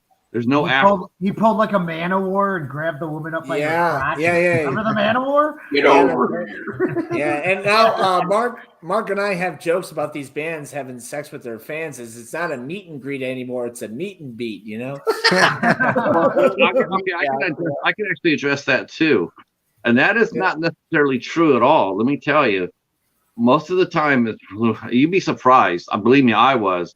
But a lot of the fans a lot of those women. I'm sorry about the ladies in the chat. I'm just telling you how it is from my point of view. They were very aggressive. We put security out. It wasn't to keep the guys out. It was to keep the girls out because they were very persistent. Oh yeah. When we had a really popular band or whatnot, I mean, it wasn't the guys we had to worry about. It was the girls. They were just like, no, you can't go on the bus. No, you can't go in the back room. No, they're not seeing anybody. I mean, you're talking about guys coming off the stage that are still dripping sweat. They want to get some water. They want to settle down and chill. And you got all these things. I want to meet this, but I want to meet. I was just like, wow. I was surprised. I didn't expect that. Yeah, but it happened. Yeah, Pat, you're absolutely right. And then you look at these girls, they're wearing like tight, sexy outfits with their boobs showing, and they're like, hey, can I get backstage? But if you were to take Mark and it's like sexy outfit, and you're like, I would really like to meet the band, they would be like, get out of here. Get out of here. It wouldn't work. I'm a big fan. It was an eye-opening experience, and it's like, okay, that sort of thing does happen. So yeah. It's completely true. Completely true. I could imagine that thing with Mark happening, and then they're like calling security through the walkie-talkie, and it's just like, yeah, this guy, he's calling himself the animal. Oh, that was one thing too. I mean, you had aggressive fans. We had to deal with that too. People who were beyond, a little bit beyond driven, so to speak. That they're beyond. And of course now we're talking about that too, and you're looking at something like what happened to with Pantera with Dimebag. That was just, that was the ultimate nightmare. When I read about that, when I read about what happened, that was just absolutely like, as a promoter and as a buyer, you just can't even fathom something like that even happening. It's like, it's so unreal. That would even it was just like, but I've had to deal with stalkers from the people that were stalking band members. That was weird because the manager would come up to us and sit there and say, in the middle of a show, and the manager would walk up to us and say, can I talk to you for a minute? And you're like, sure, what's going on? Great show. Yeah. You see that person over there? Yeah. That person, could you keep an eye on that person because they're a known stalker? And I'm going like, like holy shit, and okay, do you want them out? And a couple of times they say yes, a couple of times they say no, but just if you can just keep them away from so and so, and then that's what you do. You put a couple of guys on him and make sure he doesn't get close to the talent. So yeah. And back to the question, Jonas, you have two more guests to name, and then Mark's next. Mark, think of your 5 guests. I Mark. can't come up with much off the top that's of great. my head. All right, Mark, go ahead. Mark. Okay, that's great. All right, Mark ready for his 5. 5 guests, Mark. Well, I mean, like James said, like since we had Weston Cage, it actually would be cool to have Nicolas Cage on because we talked to the son. It'd be cool to talk to the father, and he's a terrific actor. Made a lot of fantastic movies. So I would say I agree with James. That'd be awesome if we could somehow get him on. That'd be awesome. But as far as like filmmakers go, I mean, me and James are huge fans of South Park. So if there was any way we could get Trey Parker or just Trey Parker or Matt Stone, either one of them would be fantastic. And I suppose it'd be cool to have a guy like Mike Judge who made Beavis and Butthead and King of the Hill. Mike Judge. Yeah, he'd that's be a good cool. one. He'd be cool. And as far as music goes, I'm a huge metalhead. So like, if we get a guy like George Corpse Grinder Fisher, one of the biggest death metal bands in the world, or like a guy like Tom Araya, who's like not only one of the and Slayer, not only one of the biggest thrash metal bands in the world, but like one of the biggest metal bands in the world. Metal is a whole genre where like you got heavy metal and you got all like little subgenres in them. But like it'd be cool to have either one of those guys on too. But I think that's 5, right? Yeah. And Mark and I have met Kerry King before. Yeah. The other guitarist. It's on It's on YouTube. It is on YouTube. Mark, what did we do to Kerry King when we met him? What did we do? Oh, Mark? yeah. We saw him at a snake breeders convention. a reptile convention. It wasn't a radio show or a music show at all. We were just at a snake breeders convention in Orland Park or something. I mean, yeah. And then he was selling snakes, and we interviewed him, and actually secretly interviewed him. And we had James's brother Ben. He's in a punk rock band, and so we got like the band Death Warrant was one of his punk rock bands, and they all signed one of their vinyl records. And we gave it to Kerry King, like, we want to give you this gift from our friends. And he looks at us like, I think I'm absolutely going to hate it. that video footage is on YouTube. Yeah, it's really on YouTube. Yeah, it's on YouTube. So our great, awesome guest there, Mark. I didn't think of my judge. All right, so Anthony, you're the last. Yeah, right. I wrote that. I wrote down mine. All right, go ahead, Pat. Go ahead. I have to say this: most musicians like that, honestly, that's a rare reaction like that. Most musicians, they will actually take they'll take like a local band will play, and then they'll come up to the main stars and they'll sit there, couldn't do that for Typo Negative because Peter was on the bus. But other than that, a lot of times after the show was over, you had a local band play. They would want to give their music over to the main band, and I always saw them accept it. They always did, because they said we always appreciate getting music from locals because we like to listen to something new on the way on the bus, instead of the same old. They always appreciated the fact that the local bands would give their music. I never heard anybody sit there and say, "Nah, it's all right." I always saw them take it, and they cared about it too, because they just didn't take it and put it in their pocket or whatever. Yeah. You would see them take it. A lot of times they would turn around and say, "I'll be right back," and they would go on the bus to drop off whatever the local band gave them, and then come back down and enjoy the rest of their their time backstage.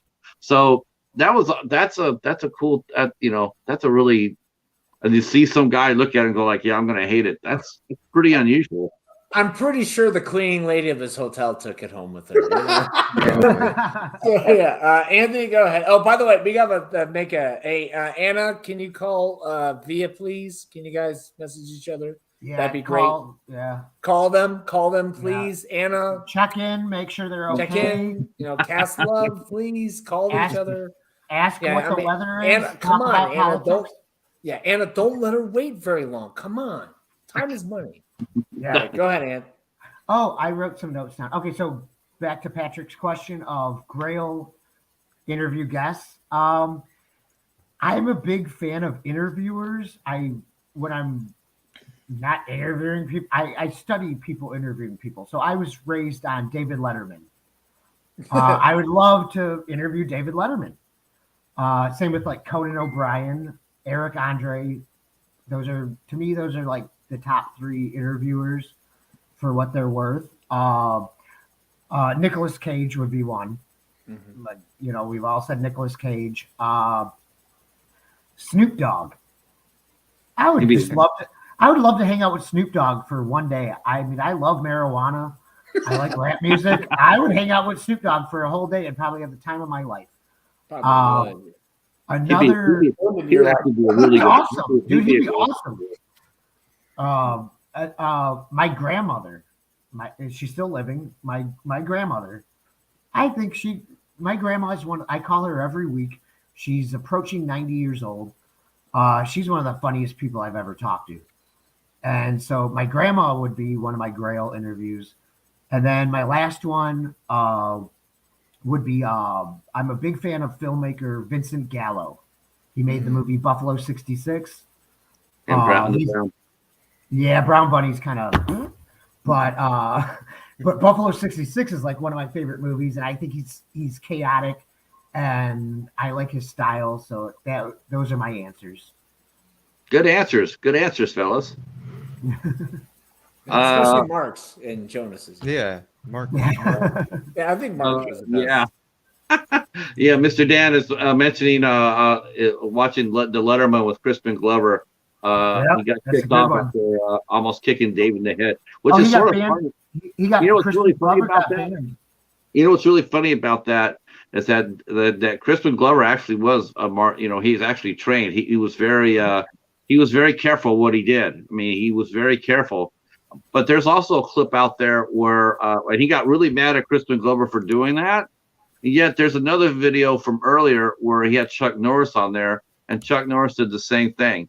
And I thought that was sort of I was like, you know what? Because Crispin Glover really was he knew what he was doing. He wasn't just fooling around. And what started with that with Letterman was the Andy Kaufman, Jerry the King Lawler thing. Right. He knew like stuff like that would shock people. And that's why he's a great host. You know, you put yourself in peril and that, or your guests in peril. But he never had Crispin on after that. No, Crispin Glover got banned from the David Letterman show after that. Yeah. Even though he was in control, Maybe the only thing that was different was that he didn't tell Dave he was going to do it. Maybe if he had told Dave he was going to do it, they would have been fine. But I saw the clip, and I saw the clip with Chuck Norris, and it's one and the same. They're two gentlemen that knew exactly what they're doing and how far they go. Hey, Pat, I have a question for you. Since you met a lot of musicians, a lot of people, like, in your opinion, what's like the most like purest like rock group that never does anything wrong, always plays by the rules, very It's a good thankful question. to their fans? What are like? That's country music. Not the Proclaimers? No. Oh, country, come on. No. Country music fans, country music fans. That's the perfect answer. It really is. If you go learn. So I used to tell rock and roll bands this all the time, and that's another thing I was going to touch with you here, is that country music fans, the reason why country music is so popular, is so well known, is that the bands are extremely loyal to their, the bands are extremely loyal to their fans. They're after the shows are over, they will go out there, they will they will press the flesh. Not Garth though. Garth would never do that. But Chris Gaines might. If it was controlled, if it was controlled enough, and that Garth could have that, Garth will go out there. Every country band I've ever worked with, as soon as the show was over, they go back there. 5 minutes later, they would come back out and start talking to the different fans. Fans stood around, they loved it. Promoters like me,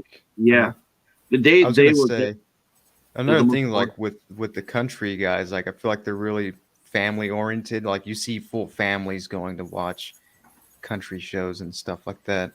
Yeah. We tried would making know. Mark. Yeah, of course you're from Texas. Yeah, we tried making Mark a music country career, but it didn't work out very well. Like we had this idea of like, Mark, call me M. You know, that was the name of the first album. Call me by my Maybe call me by maybe my should have name. had maybe we should rename them. You know, Mark Barton.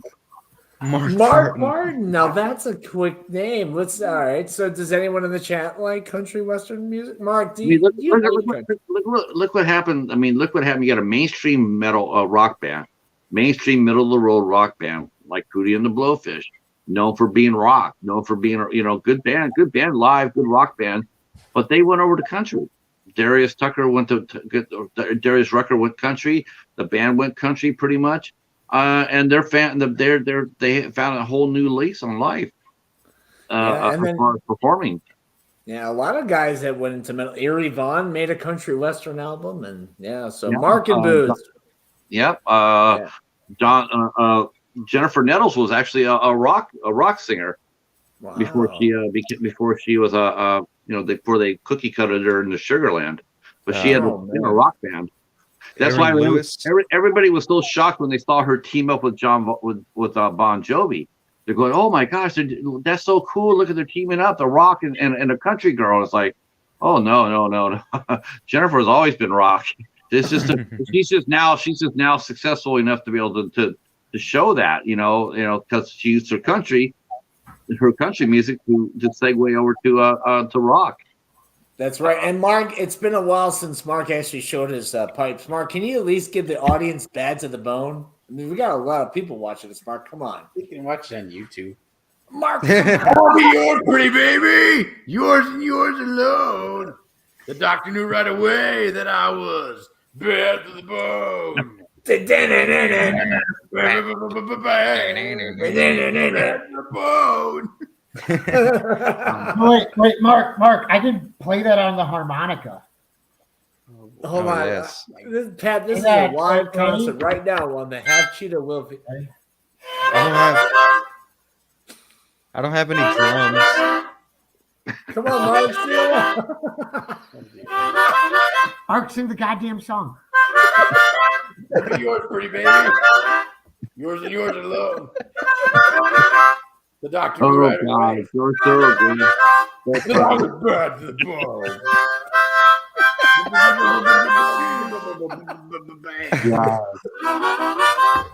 Bad to the bone. Bad. Bad to the bone. Bad every day. Bring it on home, Mark.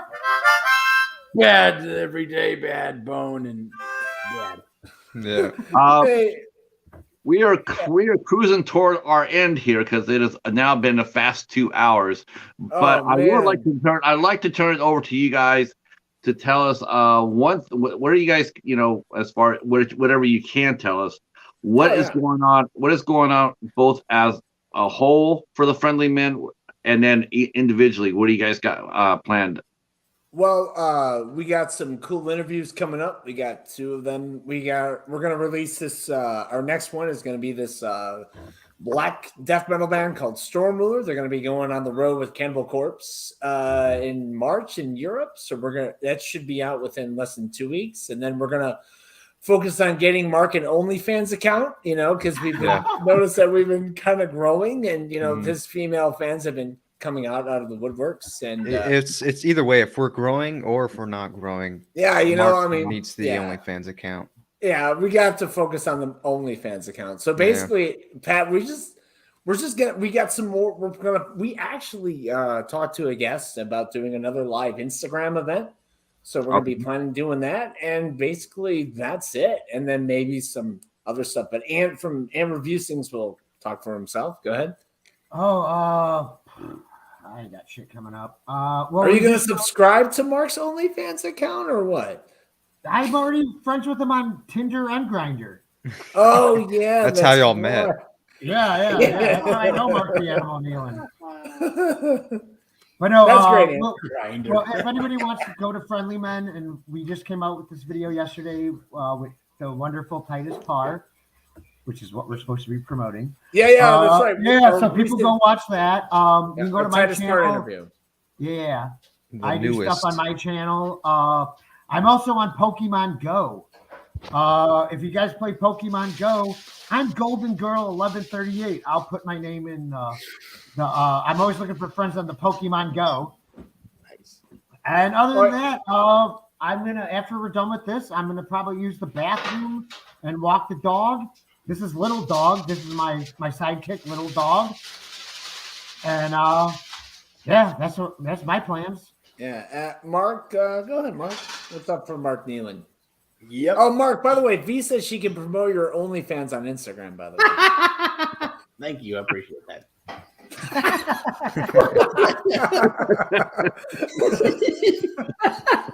I think she would lose less followers. Like, God dang it, V, stop promoting Mark Nealon's OnlyFans.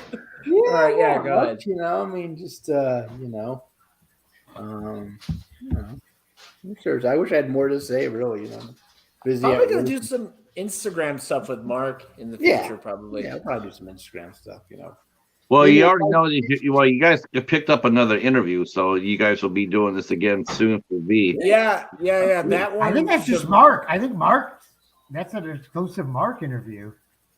Yeah. Have you guys? Is this something new for you guys as well to try? Is this something you guys gonna? Because I'm thinking it's a good idea.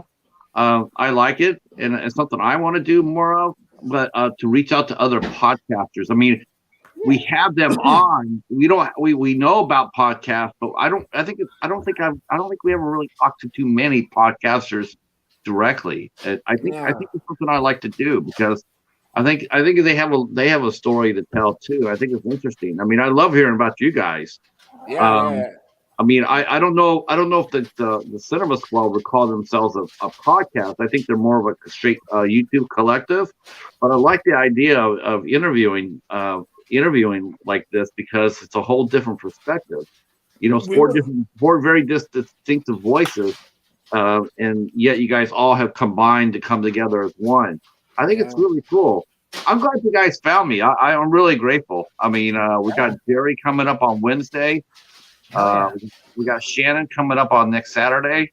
That's going to be a lot of fun as well. And you know, thanks again for you guys' help and support. I really do appreciate it. Yeah, and also, by the way, Jonas, go ahead. Jonas brought the plug himself. Go ahead. Oh, well, I don't have my own channel going on, but yeah, we do have some upcoming stuff coming up, and hopefully we get to do some more Instagram lives. Just us, just shooting the shit like we used to. Yeah, that's very popular. That's very good. And it's fun. Yeah, and I do moderate for another show called Talk Horror. It's a horror podcast channel. They post live streams every Thursday and Fridays, I think, but definitely Thursdays. And they actually just recently had Jerry Montana on too. Yeah, it was a good stream. I moderated that one. Right. Yeah, you offered to share that with me, and I mentioned that. And Mark and James had mentioned that to me as well. And I want to go watch it. I'm going to watch that interview as soon as I get done with my interview. Fantastic. Yeah, that'll be. Yeah, I was blown away by the John Christ one. I'm gonna probably put that down on this interview here. I'm gonna put that link down on this because that's one I think anybody who likes music will be totally into.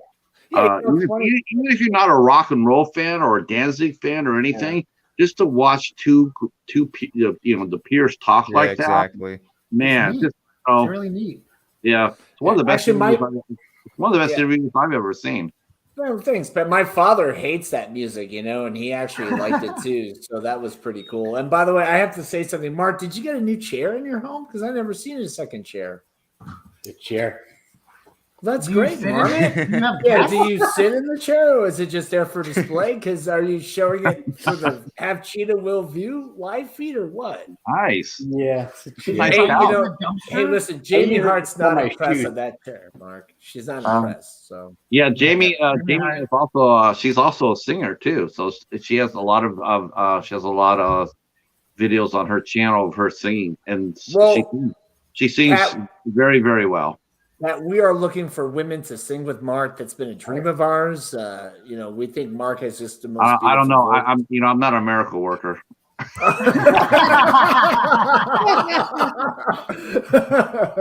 So I'm good, but I'm not that good. So and then Sorry, V, about that. and so V says we're all invited on her channel. V, yeah, go ahead, send us a Awesome. message. Yeah, we'll do it. Absolutely. Message us through Not a Instagram, problem. Facebook. And like I said, when we Friendlyman's get done everywhere. with this, everybody who's that we're not subscribed to, well, I can't speak for the other friendly men, but I will subscribe to everybody that posted We did the a same. comment. So, We did the same. Yeah, I'm gonna put everybody's information down below in the description box. So as soon as I can, they can all come by and hook up with you guys. And then I'll let you and V. I'm Let basically. James set that up. That's James. I would love to set it up, and then Mark, are you gonna be? Mark, are you excited? Yeah. Mark, we got this interview because of you. That's great. This person V called me V like you so much. Yeah. We got this interview. Mark, you did it. You did it, Mark.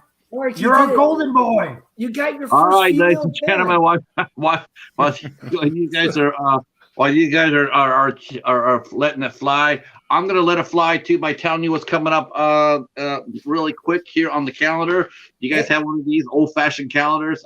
I think Mark's father had one from the 1980s, but I'm not sure about now. But so the next show we got here on the on 8 Questions With, we will be back on Tuesday the 14th with our good friend Echo Zero. Will be here at 8 o'clock next Wednesday.